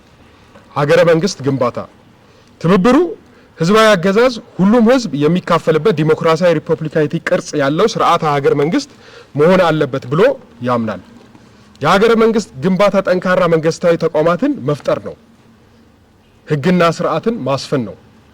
የዜጎች መብትን መጠበቅ ነው። ኢኮኖሚን ማጠናከር ሲሆን ይህም ሀገር የተረጋጋ እንዲሆንና ህዝቡ በመንግስት እንዲያምን ሰላምና ልማት እንዲኖር ያደርጋል። በመሆኑ በፌዴራሊዝምና ሀገረ መንግስት ጉዳይ ላይ ባነሳ ነው ሀሳብ ላይ ተመስርቶ የክልላችን ነዋሪ ትብብር ለኢትዮጵያን በመምረጥ አሸናፊ ምልክቱን እንዲያሳየን እንገልጻለን። አመሰግናለሁ። እናመሰግናለን። ክቡራን ተመልካቾቻችን በሐረሪ ቴሌቪዥን ይህንን የክርክር መድረክ በመከታተል ላይ የምትገኙ እንዲሁም በሐረሪ ብዙኃን መገናኛ ኤጀንሲ የዲጂታል ሚዲያ አማራጮች ይህን የክርክር መድረክ በመከታተል ላይ የምትገኙ ተመልካቾቻችን ሁለተኛው ዙር በሐረሪ ክልል የሚወዳደሩ የተፎካካሪ የፖለቲካ ፓርቲዎች የምርጫ ክርክር መድረክን ነው በመከታተል ላይ የምትገኙት። የክርክሩ አጀንዳ ደግሞ የፖለቲካ ጉዳይ ነው። በክርክር መድረኩ ሶስተኛው ምዕራፍ መሰረት ወደ ጥያቄ ነው የምናልፈው። በዚህኛው ምዕራፍ የተፎካካሪ ፖለቲካ ፓርቲ ተወካዮች ለሌላ የክርክር መድረኩ ተሳታፊ ለሆነ የፖለቲካ ፓርቲ ተወካይ ጥያቄ የሚያቀርቡበት ነው የሚሆነው። ቀደም ሲል በነበረን የንግግር ቅደም ተከተል መሰረት ይሆናል የጥያቄ የማቅረብ ሂደቱ የሚሆነው። በዚህ መሰረት የብልጽግና ፓርቲ የመጀመሪያውን ጥያቄ አቅራቢ ይሆናል። ጥያቄ ለማቅረቢያ ጊዜ ለእያንዳንዳቸው 2 ደቂቃ ተሰጥቷል። የመጀመሪያው ጥያቄ የብልጽግና ፓርቲ በመሆኑ አቶ ኢብሳ ኢብራሂም መጠየቅ እንዲችሉ ድል ሰጥተናል። ለተሰጠኝ ድል አመሰግናለሁ። የመጀመሪያ ለሁሉም ማነሳው ጥያቄ በግልጽ የርዕዮተ ዓለም የምትከተሉትን የርዕዮተ ዓለም አቋም በዚህ ረገድ ያለውን እሳቤና ተግባራዊ የምታደርጉበትን ሂደትን በግልጽ ለመራጩ ሕዝብ እንድታቀርቡ የምጠይቀው። በእኛ ክልል ኮንቴክስትም ደግሞ እንዴት እንደምተገብሩበት ቀደም የጠቀሳቸዋቸውን የፌዴራሊዝም ስርዓት የምትከተሏቸውን ጠቅሳቸዋል። ነገር ግን በምን ያህል ተግባራዊ እንደምትደረጉ ለሳይድ በሰበስ ማለት ነው። በዚህ አይነት መንገድ ተብሎ በመረጃ ላይ የተመሰረተ ውሳኔ መራጩ ሕዝብ መስጠት እንዲችል በደንብ በተጨባጭ ሊተገበር የሚችልበትን አግባብ ብታስረዱን፣ ከቲዎሪ ውጪ ማለት ነው። የህዝባችን ብዝሃ ማንነት የምታስተናግዱበትንም ተጨባጭ አሰራር እንደዚሁ በግልጽ ብታስቀምጡ፣ በተለይም የቡድን መብትና ብሔረሰባዊ ማንነትን የምታስተናግዱበትን በግልጽ እንድታስቀምጡንና ህዝቡ እንዲያውቀው ብታደርጉ የሚላለኝ። ሶስተኛ የፓርቲያችሁ አወቃቀር ላይ ማለት ነው በመዋቅራችሁ ምን ያህል አካታች ናችሁ? ከአመራር እስከ አባላት ያለው ኢትዮጵያዊነትን ከመምሰል አኳያ ምን ይመስላል የሚለውን ነገር ብዛነትን የምታስተናግዱበት ነው። ህዝባዊ መሰረታችሁስ ማን ነው? በተለያየ መንገድ የጠቀሳችኋቸው በተለያየ መድረኮችም ያስቀምጣችኋሉ እና አንዳንድ ውግንናውና ህዝባዊ መሰረትን በተለያየ መንገድ የመጣ አለ። ከኛ ክልል ኮንቴክስት አኳያም ህዝባዊ መሰረታችሁን ማን ነው በግልጽ ለህዝቡ እንድታቀርቡ ነው። ሌላው ጠንካራና ቅቡልነት ያለው ሀገረ መንግስት ከመገንባት አኳያ አቋማችሁን በግልጽ ብታስረዱን የሚል ነገር አለን። በእኛ ክልል ኮንቴክስትም እንደዚሁ ማለት ነው። ምክንያቱም የተለያየ አይነት አመለካከት አለ፣ ብዝሃነት አለ። ይሄንን ከህገ መንግስት አንጻርም የሚነሳ አለ። በኢፌዴሪ ህገ መንግስትም ቀደም ሁሉም ነገሮች ከህግ አኳያ ነውና የሚሄዱት አንዳንዱ ህገ መንግስትን የሚቀበልበት ሂደት አለ፣ የማሻሻል ሂደቱንም ጭምር። ምክንያቱም ያለነው በሐረሪ ክልል ምርጫ ቅስቀሳ ሀሳባችን የምናቀርብበት ነውና የፖለቲካ አቋማችን በዚህ ላይ ያላችሁ የፖለቲካ አቋም ምን ይመስላል? ሀገረ መንግስቱንም ክልሉን። አመሰግናለሁ። የኢትዮጵያ ዜጎች ለማህበራዊ ፍትህ ለዚህ ክርክር መድረክ ተሳታፊ ለሆኑ ለፖለቲካ ፓርቲ ተከራካሪዎች ጥያቄያችሁን ማቅረብ ትችላላችሁ። 2 ደቂቃ አላችሁ። እሺ፣ እናመሰግናለን። የኛ ጥያቄ ለብልጽግና ቅድም የጊዜ ጥረት ገጥሞን ያልጠቀስነው አለ። ፎር ኢንስተንስ የክልሉ ህገ መንግስት ችግር አለበት ብለን እናምናለን። ብልጽግና ግን በጥሩ ሁኔታ እየሄደ ነው። የሰዎች መብት እንዲከበር ምናምን እያለ ነው። የሐረሪ ክልል ህገ መንግስት ግን አድሏዊ ነው። ምርጫ ላይ ማንሳተፍባቸው አንቀጾች አሉን። በእርግጥ አንቀጽ ለምሳሌ 102 ሰብአዊና ዲሞክራሲያዊ መብትን ይጠብቃል ይላል። የእኩልነት መብት አንቀጽ 5 ይላል። ግን በምርጫ የመሳተፉ ሁኔታ ከኛ ይልቅ ከሐረሪ ክልል ውጭ ያሉት የሐረሪ ተወላጆች አላቸውና በዚህ ረገድ የብልጽግና ሀሳብ ምን ይመስላል? እኛ ግን ህገ መንግስቱ እንዲሻሻል የሚቻለን እናደርጋለን ብለን እናምናለን እና ብልጽግና በዚህ በኩል ምን ሀሳብ አለው? በቃ ለብልጽግና ብቻ ነው ያለን ጥያቄ፣ ይሄ ነው ያለን ጥያቄ። ወደ ሶስተኛው ጥያቄ ፓርቲ ነው የምናልፈው። የኢትዮጵያ ሶሻል ዴሞክራቲክ ፓርቲ ነው። አቶ ተስፋውን መልኬ 2 ደቂቃ አላችሁ። ጥያቄ ማቅረብ ትችላላችሁ። ጥያቄያችን የመጀመሪያው ለኢዜማ ነው እናቀርበው። ኢዜማ ቅድም 3 ኮከቦች አሉ ብሏል። በአንዱ የዜግነት ፖለቲካ ብሎ ጠቅሷል። ከዚህ ጋር እንደ አንድ ምሳሌ ያስቀመጠው እኛ ለአንድ ብሔር አንድ ከተማ አንሰጥም የሚል ነገር አስቀምጧል። የፍሪ ህገ መንግስት አንቀጽ 39 ለሐረሪ ክልል ህዝብ የሰጠውን ራስን በራስ የማስተዳደር መብትን ስልጣን ከያዛችሁ ትሽራላችሁ ወይ? ይሄ በግልጽ እንድመለሱ እንፈልጋለን። ሁለተኛ ጥያቄያችን ለትብብር ፓርቲዎች ነው። ትብብር ፓርቲዎች ለእናንተ 2 ጥያቄ ነው ያለኝ። ትብብር ፓርቲዎች በ3 ፓርቲ ተቋቋማችሁ ስለሆነ የጋራ ርዕዮተ ዓለማችሁ ምንድነው ነው? ይሄ መልሱልን። ሁለተኛ ጥያቄ አሁንም ከዚሁ መንፈስ ሳልወጣ የስሪታችሁ የ3 ፓርቲ እንደሆነ ይታወቃል። የአንደኛው ፓርቲ አመጣጡም 50 ዓመት ሙሉ የኢትዮጵያ ወጣት ያስጨረሰ ኢህአፓ የሚባል ድርጅት ነው ያዛችሁት። ታዲያ ይሄን ፓርቲ ይዛችሁ ነው ይቅርታ ክቡር የክርክሩ ተሳታፊ፣ እኔ የክርክር መድረኩን እየመራው ነው። አግባብ የሌላቸው አካሄዶችን በሙሉ እኔ ያስቆማለሁ። ጠያቂው የተሰጣቸውን እድል እንዲጠቀሙ ግን እርሶም በጥሞና ይቆዩናል። ትብብሮች ያላችሁ ፖለቲካል መነሻ ሳቤ ላለፉት በኢትዮጵያ ፖለቲካ ሁኔታ ውስጥ ስንመለከት ጤናማ ነው ብለን አናምንም እንደ ኢሶዴፓ። ስለሆነም ያ የመጣችሁበት አመጣጥን በዛ ስፕሪት ከቀጠላችሁ ለሐረሪ የምትፈይዱ ፋይዳ ምንድነው? ከመጣችሁበት መንገድ እርምትን ወስዳችኋል የሚለው ነው። አመሰግናለሁ። እናመሰግናለን። ወደ 4ኛው ጥያቄ ነው የምናልፈው። ትብብር ለኢትዮጵያ አንድነት ፓርቲ ነው። ጥያቄውን የሚያቀርቡት ደግሞ አቶ እስካድማስ አለሙ ናቸው። 2 ደቂቃ አላችሁ። ጥያቄውን የማቀርበው ለብልጽግና ፓርቲ ነው። አሁን ያለው የፌዴራል ስርዓት በህገ መንግስቱ ላይ በግልጽ የፖለቲካ ስልጣን ባለቤት ወይም ምንጭ ብሔር ብሔረሰቦች ናቸው ብሎ ቢደነግግም ተግባራዊነቱ ላይ ግን በአብዛኛው ህብረተሰብ ዘንድ ጥያቄ ይጭራል። ምክንያቱም ክቡር ጠቅላይ ሚኒስትር ዶክተር አብይ አህመድ ወደ ስልጣን መምጣትን ተከትሎ በሀገራችን ያሉ በርካታ ብሔር ብሔረሰቦች ክልል የመሆን ፍላጎት በከፍተኛ ደረጃ ጨምሮ የታየ ሲሆን መንግስት ግን ለጥቂቶች ብቻ አዎንታዊ ምላሽ የሰጠ በመሆኑ አዎንታዊ ምላሽ ያላገኙ በርካታ ብሔረሰቦች ውስጥ ቅሬታ ከመሳደሩም በተጨማሪ ወደ አንዳንዶች በሰላማዊ መንገድ ጥያቄያቸውን ማቅረብ ቢቀጥሉ አንዳንዶቹ ግን ወደ አመጽ የገቡበት ሁኔታ እንዳለ ግልጽ ነው። ለምን ለአንድ አይነት ጥያቄ የተለያየ ምላሽ ተሰጠ? የተሰጠውስ ምላሽ አግባብነት አለው ወይ የሚለውን ማቅረብ ፈልጋለሁ። እንደ ሀገር ደረጃ እንደ ክልል ደግሞ ብልጽግና ፓርቲ ሀረሪ ላይ ሁሉን አቀፍና አካታች ነው። በተጨማሪም ስልጣን አካፍለናል ብለዋል ቅድም ሲያቀርቡ።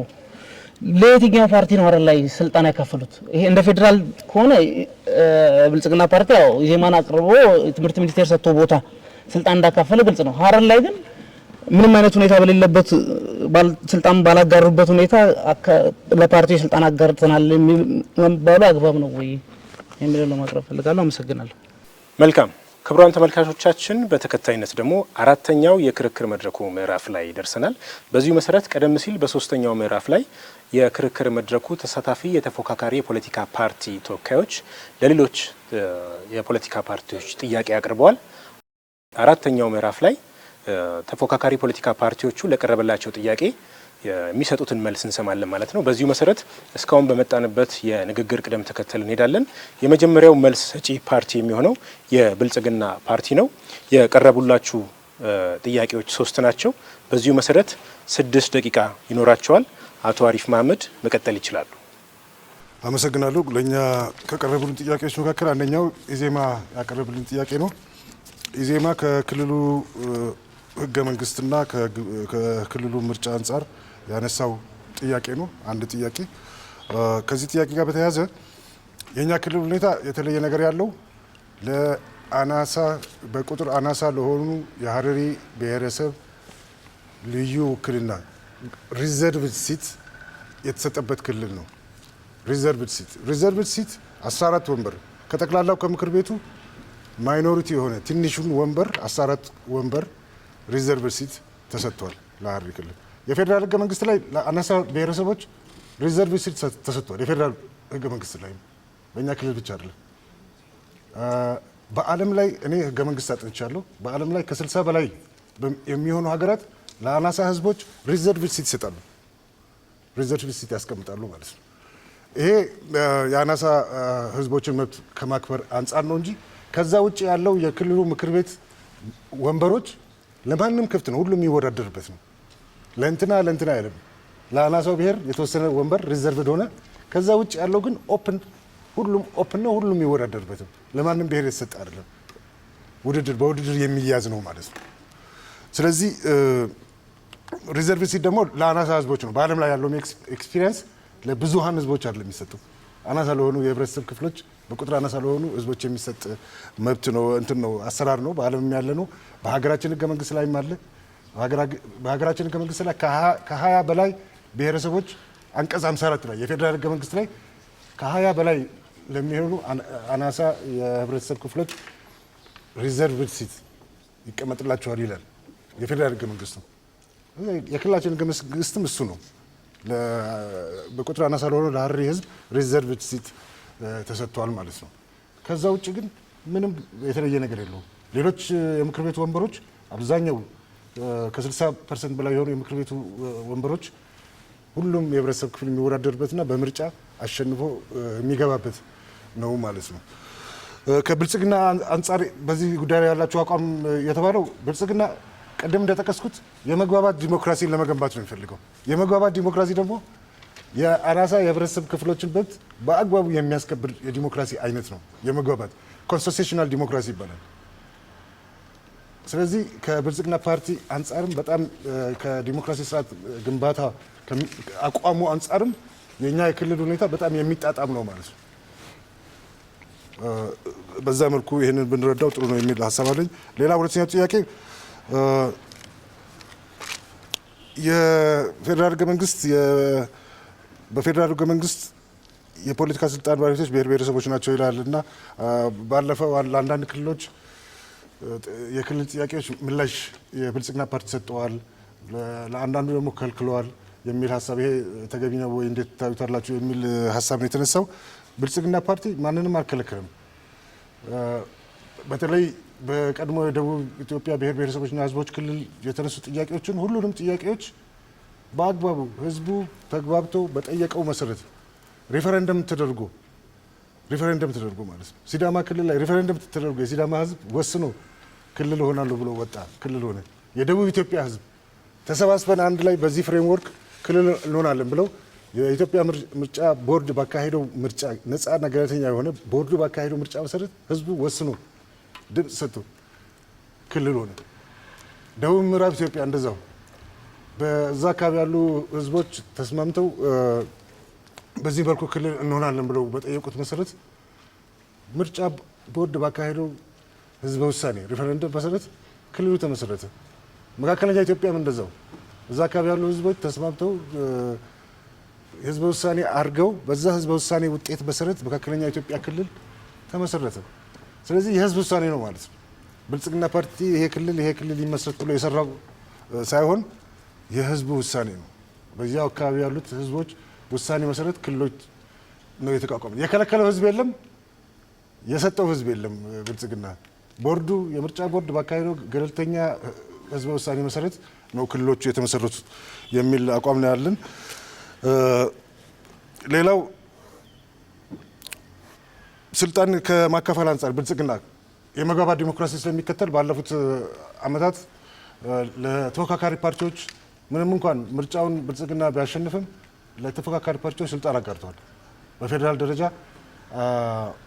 አራት ሙሉ ሚኒስትሮች በፌዴራል ደረጃ ወደ 13 የሚሆኑ ሚኒስቴር ዴታዎች እስከ ክልል እና ወረዳ ድረስ ከ275 በላይ ተፎካካሪ ፓርቲዎች ስልጣን ተጋርተዋል። ከ275 በላይ። በእርግጥ ክልላችን ላይ በቀጣይ ምርጫ ቃል እንገባለን። ክልላችን ላይ ስልጣን እናጋራለን ተቃዋሚ ፓርቲዎችን። እሱን በተግባር እናየዋለን። በቀጣይ እስከ ወረዳ ክልል ደረጃ ስልጣን ለማጋራት ቃል እንገባለን፣ እናየዋለን። ምክንያቱም ይሄ እኛ የምንከተለው የመግባባት ዲሞክራሲ ስለሆነ የመግባባት ዲሞክራሲ የምንከተለው የዲሞክራሲ አይነት ያስገድደናል። ከተቃዋሚዎች ጋር ተባብረን መስራት፣ በስልጣን እኛ በምርጫ ብናሸንፍ እንኳን እነሱን ስልጣን ማጋራት፣ ከነሱ ጋር በየጊዜው ከተፎካካሪ ፓርቲዎች ጋር የጋራ መድረክ ፈጥረን ከዚህ በፊት የምናደርገው ነው ታውቃላችሁ። በቀጣይነትም የጋራ መድረክ ፈጥረን ከእናንተ ጋር እየተወያየን ትልልቅ የክልሉ የሚመለከቱ ጉዳዮችን ከእናንተ ጋር ተወያይተን ውሳኔ እየወሰንን በጋራ ክልሉን እናስተዳድራለን ማለት ነው። ስለዚህ ይህን ቃል እንገባለን። 3 ጥያቄዎች ናቸው፣ እነዚህ ናቸው። እናመሰግናለን። በተከታይነት ወደ ሁለተኛው ተናጋሪ ነው ፓርቲ ነው የምናልፈው። በሶስተኛው ምዕራፍ ላይ ለቀረቡ ጥያቄዎች መልስ እንዲሰጡ የኢትዮጵያ ዜጎች ለማህበራዊ ፍትህ አቶ አስፋቸው ባልቻ መልስ መስጠት ትችላላችሁ። 5 ጥያቄ ቀርቦላችኋል። በዚህ መሰረት 10 ደቂቃ አላችሁ፣ መቀጠል ይችላሉ። አዎ፣ አንዱ ጥያቄ መጀመሪያው ጥያቄ አካታችነት የሚል ነው። አንዱ የመጀመሪያው ሳይሆን አንዱ ጥያቄ እኛ የዜግነት ፖለቲካ አራማጆች ነን። ለኛ አካታች ማለት ወጣት ተካቷል ወይ፣ ሴቶች ተካተዋል ወይ፣ አካል ጉዳተኛ ተካቷል ወይ ፊኒሽድ እንጂ አማራ ተካቷል ወይ፣ ኦሮሞ ስንት አለ፣ ጉራጌ ስንት አለ አይደል። ምክንያቱም እኛ በዜግነት ፖለቲካ ላይ የተመሰረትን ማህበራዊ መሰረታችሁ ምንድነውም ተብለናል። ተመሳሳይ ነው ጥያቄው። ማህበራዊ መሰረታችንም ዜጋው ነዋ። ሁሉ እንዲያውም እኔ አሁን ብልጽግናም እንደዛ ይመስለናል። ብልጽግናም እንደዛ ሊሆን የሚዳዳው የሚሄድ ይመስለናል። ስለዚህ አካታች ናችሁ ወይ? አዎ፣ ማንም አይቀረንም። ዜጋውን ሁሉ እናካትታለን። ማህበራዊ መሰረታችሁ ማን ነው? የኢትዮጵያ ሕዝብ መሰረታችን ነው ብለን እናምናለን። መሰረታችሁ ምንድን ነው? ተመሳሳይ ነው። ፌዴራሊዝምን እንዴት ተግባራዊ በምን ሁኔታ ተግባራዊ ዲሞክራሲያዊ ፌዴራሊዝም መሆኑን ደጋግመን ገልጸናል።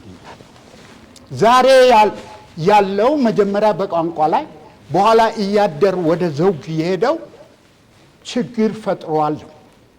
እኛ ለዚህ ሌላ ታሪክ ምሳሌ ማምጣት የለብንም።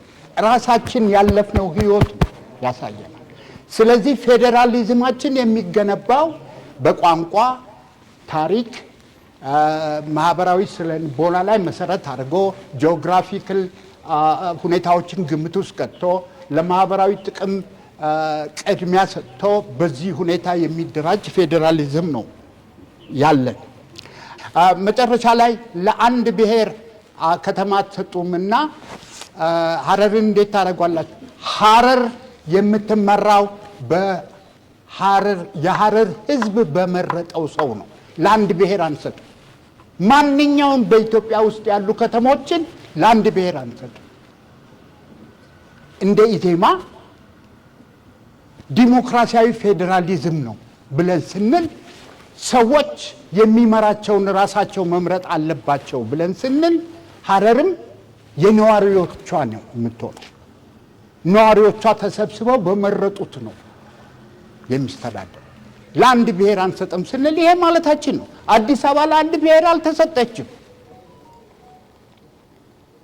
አዳማም ለአንድ ብሔር መሰጠት የለባትም። ደጋግመን እኮ ነው የምንለው ይሄን ነገር። አዳማም ለአንድ ብሔር መሰጠት የለባትም። ሐዋሳም ለአንድ ብሔር መሰጠት የለበትም ነው የምንለው። ማን ያስተዳድረው? እዛ ውስጥ ያሉ ሰዎች በጾታ፣ በሃይማኖት፣ በእድሜ፣ በብሔር ሳይለያዩ ነዋሪዎች በነዋሪነታቸው ተሰብስበው የመረጡት ሰው ያስተዳድረው። that is what we mean by democracy. that's what we mean by democracy federalism. ይሄ እውን እስካልሆነ ድረስ አግላይነት ይኖራል ብለን እናምናለን። አግላይነት ይኖራል። አንዱ ሲመረጥ ተመልካች ሌላው የመምረጥ ገደብ የተደረገበት ይሆናል ብለን እናምናለን። therefore ይሄን ነው መልሳችን። በተረፈ ጊዜ ለመጠቀም በሀገራዊ መንግስት ግንባታ የምንሰራቸው ሀገራዊ ምክክርንም በተቻለ ፍጥነት እንዲሄድ ጥረት እናደርጋለን። ምክንያቱም መፍትሄ ሊያመጣ ለመሰረታዊ ችግሮቻችን መፍትሄ ሊሰጥ ይችላል ብለን ስለምናምን ነው። ከዚህም በተጨማሪ ብሔራዊ ጥቅማችንን ለማስጠበቅ በጂኦፖለቲካል ማለትም ፎር ኢንስተንስ የምስራቁን ብንመለከት ከግብፅ ጋር ያለን ግንኙነት፣ ከሶማሌ ጋር ያለን ግንኙነት ብሔራዊ ጥቅማችንን ያማከለ እንዲሆን ተግተን እንሰራለን። ጨርሻለሁ። አመሰግናለሁ። እናመሰግናለን። ወደ ሶስተኛው መልስ ሰጪ ነው የምናልፈው። የኢትዮጵያ ሶሻል ዴሞክራቲክ ፓርቲ አቶ ተስፋውን መልኬ ለቀረቡላችሁ ጥያቄዎች መልስ ትሰጣላችሁ። የቀረበላችሁ ጥያቄ 4 ነው። በዚህ መሰረት 8 ደቂቃ ይኖራችኋል። አመሰግናለሁ። የኢትዮጵያ ሶሻል ዲሞክራቲክ ፓርቲ ኢሶዴፓ ቀደም ባሉ ማብራሪያችን ብዙ ነገሮችን አንስተናል። ብልጽግና ላነሳልን ጥያቄ ጠቅላላ አድርገን መልስ እንሰጣለን፣ ከምሳሌ ጋር አቅርበን ማለት ነው። የማህበራዊ መሰረታችን ምንድን ነው የሚለው ዝርዝር ጉዳዮች ቀርበዋል። ግን ጠቅላላ አድርገን ስናስቀምጥ በማኒፌስቶችን 4.5 ላይ እንዳስቀምጥ ነው የአናሳ ማህበረሰብን ሁለንተናዊ መብትን ባከበረ መልኩ ነው የምንንቀሳቀሰው። መሰረታችን አድርገን የምናቀርበው በአፈርማቲቭ አክሽን አሁን በክልል ባህሪ ክልል የሚተገበረው የአፈርማቲቭ አክሽንን እውቅና በመስጠት ጭምር ነው ከማህበራዊ መሰረታችን ማለት ነው። ያ የሚያጠቃልለው ለምሳሌ የማንነት መብት፣ የቋንቋንና የባህል መብት፣ ከአድሏዊ አሰራር የመጠበቅ መብት፣ የፖለቲካ መብትን ለሀረሪ ህዝብ እናከብራለን ብለናል። ያ ብቻ ነው። በማኒፌስቶችን 3.3 ላይ እንዳስቀምጥ ነው የፌዴራል ክልል መንግስታትን ጭምር ይህንን ነገር ከአናሳ ብሔር ጋር የሚኖራቸው ግንኙነት ራሱ በመከባበር መሰረት ደረግፍ እንደሚገባ ወስደናል። ቅድም አንድ ምሳሌ መጥቀስ ነበረብኝ። በዚህ ላይ ስለሚመለከት አያይዤ መቅረብ ፈልጋለሁ። ብልጽግና ከነሳው እሳቤ ጋር ማለት ነው። በዩናይትድ ኪንግደም 3 አናሳ ብሔረሰቦች አሉ። ስኮትላንድ፣ ዌልስ እና ሰሜን አይርላንዶች ማለት ነው። ከዛ ማህበረሰብ ውስጥ ያላቸው ፐርሰንቴጅ ከ10% የወረደ ነው። ግን 3 ነገሮችን አሟልተው የሚንቀሳቀሱት የራሳቸው የሆነ ጉባኤ ያላቸው እንደ ሀረሪ ጉባኤ የራሳቸው ጉባኤ ያላቸው፣ እንደ ሀረሪ ክልል የራሳቸው ወሰን አላቸው፣ እንደ ሀረሪ ክልል ምክር ቤት ላይ ውክልና አላቸው፣ የራሳቸው ህገ መንግስት አላቸው። ለሀረሪ ብሔረሰብ ሲሆን ብቻ ለሀረሪ ህዝብ ሲሆን ብቻ ኃጢአት ለዓለም አቀፍ አሰራር ሲሆን ደግሞ ትክክል የሚሆንበት አግባብ የለም። ዓለም አቀፋዊ መብት ነው። ለአነስተኛ ብሔረሰብ የተሰጠ ዓለም አቀፍ መብት ነው። ስለዚህ ኢሶዴፓ ማህበረሰባችንን በማህበራዊ መሰረት ውስጥ አድርገን የምንንቀሳቀሰው ይዘን የምንታገለው የሀረሪ ብሔረሰብ ነው ብለን በግልጽ እናስቀምጣለን። አመሰግናለሁ። እናመሰግናለን። አራተኛው መልስ ሰጪ ፓርቲ የሚሆነው ትብብር ለኢትዮጵያ አንድነት ፓርቲ ነው። የቀረበላችሁ ጥያቄ 6 ነው። በመሆኑም 12 ደቂቃ ይኖራችኋል። መቀጠል ትችላላችሁ። ከኢሶዴፓ ፓርቲ የመጣው ጥያቄ አግባብ ነው ብለን እኛ እናምንም። ለምን ሁለቱም የተነሱ ጥያቄዎች ትብብር ለኢትዮጵያ አንድነት ፓርቲ ወክለን ነው የሚመጣው። እሳቸው የጠየቁት ተመልሰው ወደ ኋላ ስለ እናት ፓርቲ ስለ ኢህአፓ እኔ እዚህ ጋር ቆምኩት ትብብር ለኢትዮጵያ ነው ከየ ነው የሚነሱን ጥያቄ ትብብር ለኢትዮጵያ ያለውን ለትብብር ለኢትዮጵያ ያቀረቡ ጥያቄዎችን ለመመለስ ነው። ሰዓቱ እርማቱን ወስደው ለትብብር ለኢትዮጵያ ጥያቄ አቀርባለሁ ብለው ስለቀጠሉ መልስ መስጠቱን ቢቀጥሉ ኢህአፓን በተመለከተ ለተጠየቀ ጥያቄ ለትብብር በግልጽ ሆኖ በማንፌስቶ ወደ አንድነት መተን አስቀምጠናል። ማንፌስቶችን ላይ በግልጽ ተቀምጧል። እንደ ትብብር በምን አግባብ እንደምንቀሳቀስ ያቀረብነው እንደ ትብብር ሆነን ስለሆነ ሁሉም ነገር ከተበታተነ አንግል አንፃር ሳይሆን እንደ ትብብር ቢታይልን እንደ ትብብር ነው ነገር ሙሉ የመጣው። መፋጨቱ መከራከሩ ወደ አንድ ሀሳብ መተናል። በአጠቃላይ በመቀጠል ብልጽግና ፓርቲ ለቀረበው ጥያቄ ምን ሰጣለሁ። በግልጽ የምትከተሉት አቋም በምን ያህል እንደምትተገብሩት ብታስረዱ ነው አንደኛው ጥያቄ። እኛ የዜግነት ፖለቲካ አራማጆች ነን። በግልጽ በማንፌስቶችን ላይ እንዳስቀመጥ ነው የጂኦግራፊ አቀማመጥን እና የህብረተሰብ አሰፋፈርን መሰረት ያደረገ ፖለቲካ እንደምንከተል በግልጽ አስቀምጠናል። ይህንንም በፓርቲያችን ማንፌስቶ ላይ እንደተቀመጠው ፕራክቲካሊ የምናስቀምጠው ይሆናል። ሌላው ህዝባዊ መሰረታችሁ ምንድነው? ህዝባዊ መሰረታችን የዜግነት ፖለቲካ አራማጅ እንደመሆናችን መላው ኢትዮጵያን ህዝብ አሰባስቦ አንድ አድርጎ የተሻለ ሀገር እንድትኖር ለዲሞክራሲ መታገል ነው። ስለዚህ የኛ ማህበራዊ መሰረታችን በመላው የኢትዮጵያ ህዝብ ነው ማለት ነው። ሌላው የፓርቲያቸው አወቃቀር ብዝሃነትን የምታስተናግዱበትስ እንዴት ነው? ሀረርን በተመለከተ ለተነሳው ጥያቄ ሀረርን ለአንድ ብሔር ትሰጥና አንድ ብሔር አስተዳድራት ብለን አናምንም። በሀረር ውስጥ ቢኖሩ የተለያዩ ብሔረሰቦች አሉ፣ ግን ፖለቲካዊ ውክልና አላገኙ። ኢቭን ነምበር ቁጥራቸውን ስናየው የማይተናነሱበት ቦታ የማይተናነስ ቁጥር ይዘው ግን አንድም ክልል ካቢኔ ላይ ወንበር ሳይኖራቸው ፓርላማ ክልል ምክር ቤት ውስጥ ቦታ ሳይኖራቸው ያሉ ህዝቦች ስለሆኑ እነሱን ወደ ፖለቲካ ምህዳሩን አስፍተን ወደ ፉክክሩ የምናመጣበት ወደ ሜዳው የምናስገባበት እናመቻቻለን። ሀረሪ ክልል ልክ እንደሌላው ህዝብ ማለት ነው እሱን የሚገድብ ሳይሆን ሌላው የተገደቡት መንገዱን ይከፍታል እንጂ የሀረሪ ህዝብ የሚገድብ አሰራር አይደለም። በዜግነት ፖለቲካ ጥላ ስር የግለሰቦች መብት እስከ ጥግ ስለሚከበር የብሔር ማንነት ወይም የብሔር ጥያቄ ውስጥ አይገባም። ለምን እንደ ዜግነት ፖለቲካ አራማጅነታችን የብሔር ፖለቲካ አገር ላይ የሚደቅናቸው በርካታ ችግሮች አሉ። ለምሳሌ አገር ላይ የብሔራዊ ማንነትን ሰው ከናሽናሊቲ ወርዶ ወደ ብሔር እንዲያስብ ስለሚያደርግ ክልሎች በብሔርና በዘር ተከፋፍለው እርስ በርስ እንዲዋጉ አገር እንድትበተን የማድረግ አደጋ ስለሚደቅን በዜግነት ጥላ ስር ሁሉንም መሰብሰብ ነው የምንፈልገው። በመጨረሻም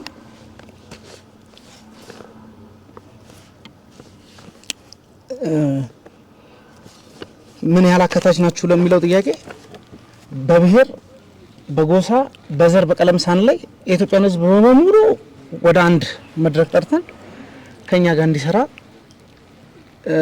እድሉ የተመቻቸበት ሁኔታ ነው ያለው። 100% ማለት ይቻላል አካታች ነው። ፍጹም ነገር ባይኖርም 99 እናደርገው ማስተካከል አካታቾች ነን። ከየትኛውም ብሔር ይሄ ነው ኮታ ይሄ ነው መጠን ነው ሳይባል ሳይገደብ ከየትኛውም ብሔር ከየትኛውም ሃይማኖት ከየትኛውም ድርጅት አካተን የምንሄድበት አግባብ ነው ያለው። አመሰግናለሁ። እናመሰግናለን። ቀደም ሲል የዕለቱ የምርጫ ክርክር መድረክ ተሳታፊ የፖለቲካ ፓርቲ ተወካዮች በሶስተኛው ምዕራፍ ቀርቦላቸው ለነበሩ ጥያቄዎች በአራተኛው ምዕራፍ የክርክሩ አካሄድ ምላሽና ማብራሪያ የሰጡበትን ሂደት ሰምተናል። በተከታይነት ወደ አምስተኛው ምዕራፍ የምናልፍ ይሆናል። በዚህም በዕለቱ የክርክር አጀንዳ ማለትም የፖለቲካ ፕሮግራምን በተመለከተ በተለይም ፌዴራሊዝም፣ ሀገረ መንግስት ግንባታና አካታች የዲሞክራሲ ስርዓት ግንባታን ጨምሮ አጠቃላይ ፖለቲካ ፕሮግራሞቻቸው ዙሪያ የክርክር መድረኩ ተሳታፊዎች የማጠቃለያ መቋጫ ሀሳብ የሚያሰሙበት ነው የሚሆነው። የንግግር ቅደም ተከተሉ እስካሁን የመጣንበትን ምዕራፍ ይከተላል። በመሆኑም የብልጽግና ፓርቲ የፖለቲካ ፕሮግራምና አቋሙን በተመለከተ ለክርክር መድረኩ የማጠቃለያ ወይም የመቋጫ ሀሳብ ያቀርባሉ። 5 ደቂቃ ተሰጥቷቸዋል። አቶ አሪፍ መሀመድ መጀመር ይችላሉ።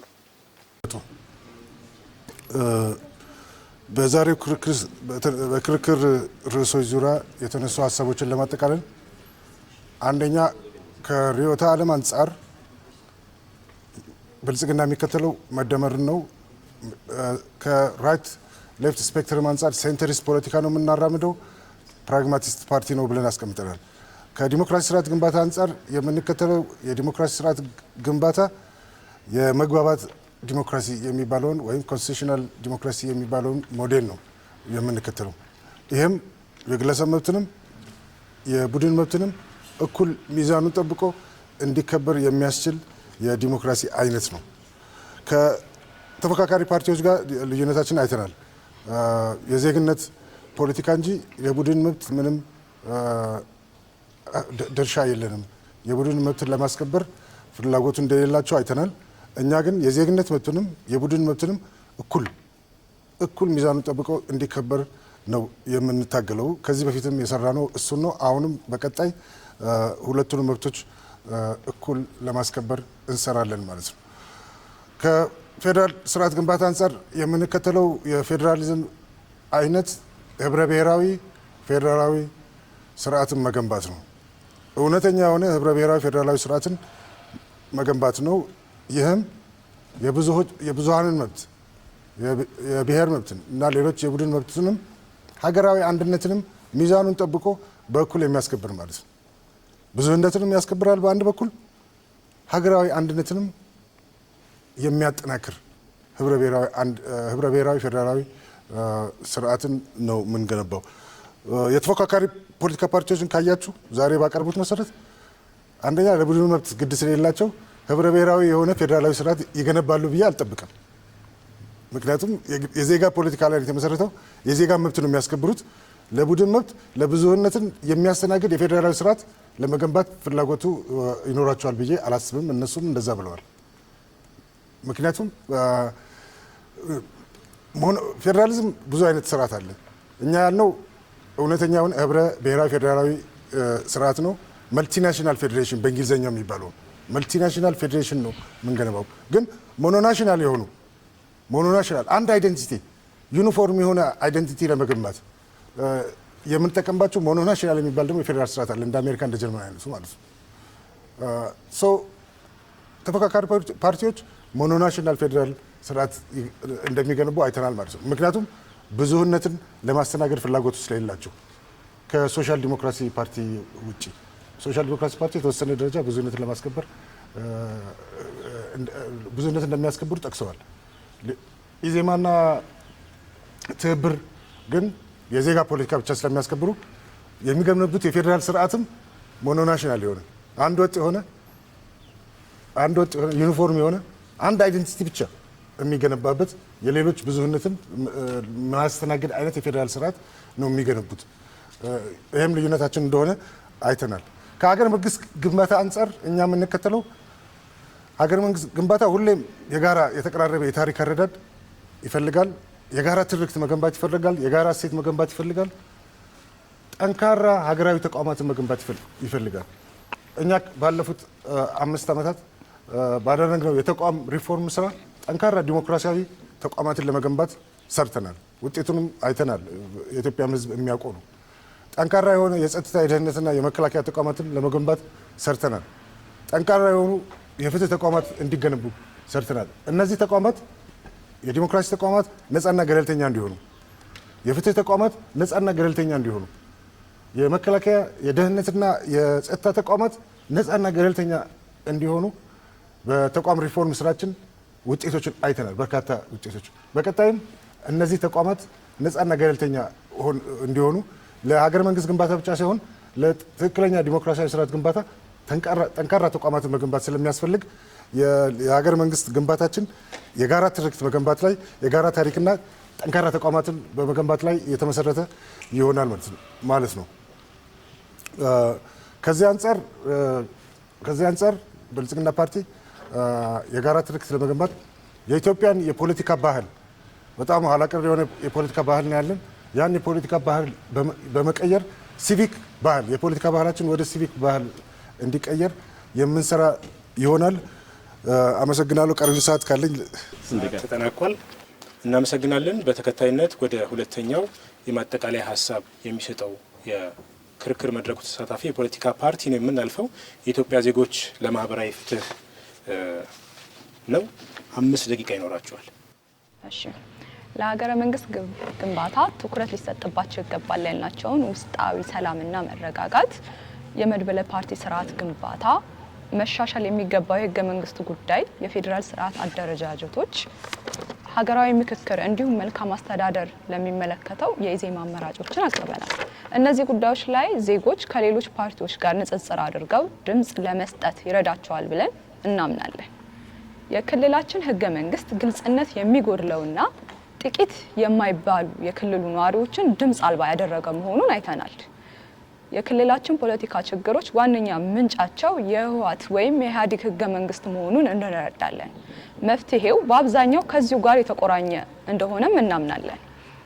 ይሁን እንጂ ክልላችን የህገ መንግስቱ ጉድለት የተረዱ ለነዋሪዎቹ ሰብአዊና ዲሞክራሲያዊ መብትን የሚቆረቆሩ ሰዎች የሌሉባት ነች ብለን አናምንም።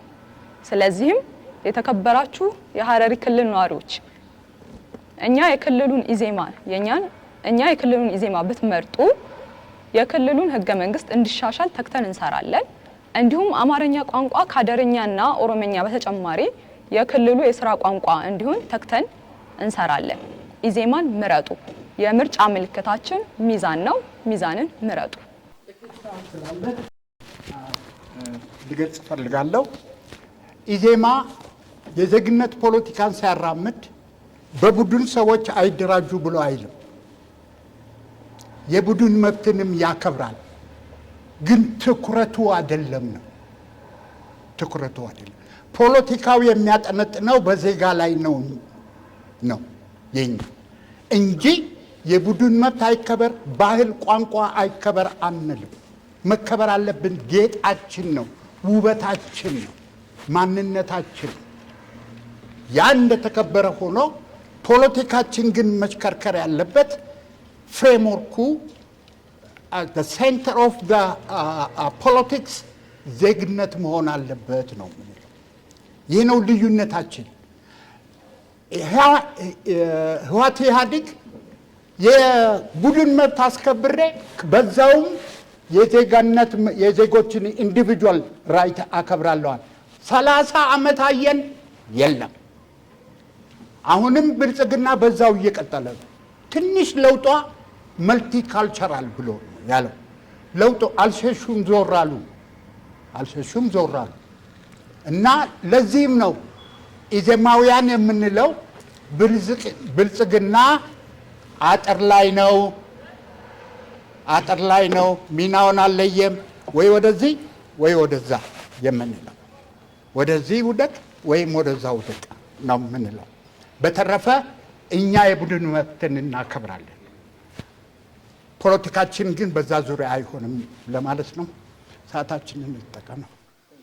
እናመሰግናለን። ወደ ሶስተኛው ነው የምናልፈው። የኢትዮጵያ ሶሻል ዴሞክራቲክ ፓርቲ በዕለቱ የክርክር አጀንዳ የፖለቲካ መርህ ላይ የማጠቃለያ ሀሳባችሁን አሰሙን። 5 ደቂቃ አላችሁ። አመሰግናለሁ። ዛሬ ላይ ከፊት የገጠመክ መልካም የምርጫ አጋጣሚን ወደ መልካም እድል ለመቀየር በመጀመሪያ የምርጫ ካርድክን ያዝ። በግን ከተኩላ የመለየት ጥበብክን ተጠቅመክ በብልሃት ፈትሸክ መርምረክ ግንቦት 24 ኢሶዴፓን ምረጥ። የምርጫ ምልክታችን የቀን ጨለማን የሌሊት ጭጋግን የሚገልጠው ባትሪ ነው። በጨለማ ውስጥ ፍትህ የለም። በጨለማ ውስጥ ዲሞክራሲ የለም። በጨለማ ውስጥ እኩልነትና መልካም አስተዳደር የለም። መፍትሄው የክፉ ቀን መውጫ ጨለማ መግለጫ ባትሪን መምረጥ ነው። በዘንድሮ ምርጫ ከምንም ጊዜ በላይ ለህዝብ ድምጽ ለመገዛት የዜጎችን ምርጫ ለማክበር በቆራጥነት ተነስተናል። ይህ ሂደት ለማኮላሸት በምንም መልኩ በየትኛው የፖለቲካ ኃይል የሚደረግ ጸባጫሪ ሀገር አፍራሽ ተግባሮችን ፈጽሞ አንቀበልም። ገዢው ፓርቲ ብልጽግና እንደ ተፎካካሪ ፓርቲ ብቻ ሳይሆን እንደ መሪ ድርጅት ያለበትን ድርብ ኃላፊነት መሰረት ምርጫው ሂደት የሚያውኩ አካላትን ከወዲሁ በህግ አግባብ ተጠያቂ የሚያደርግ ኃላፊነቱን ህግን መሰረት በማድረግ እንዲፈጽም እንጠይቃለን።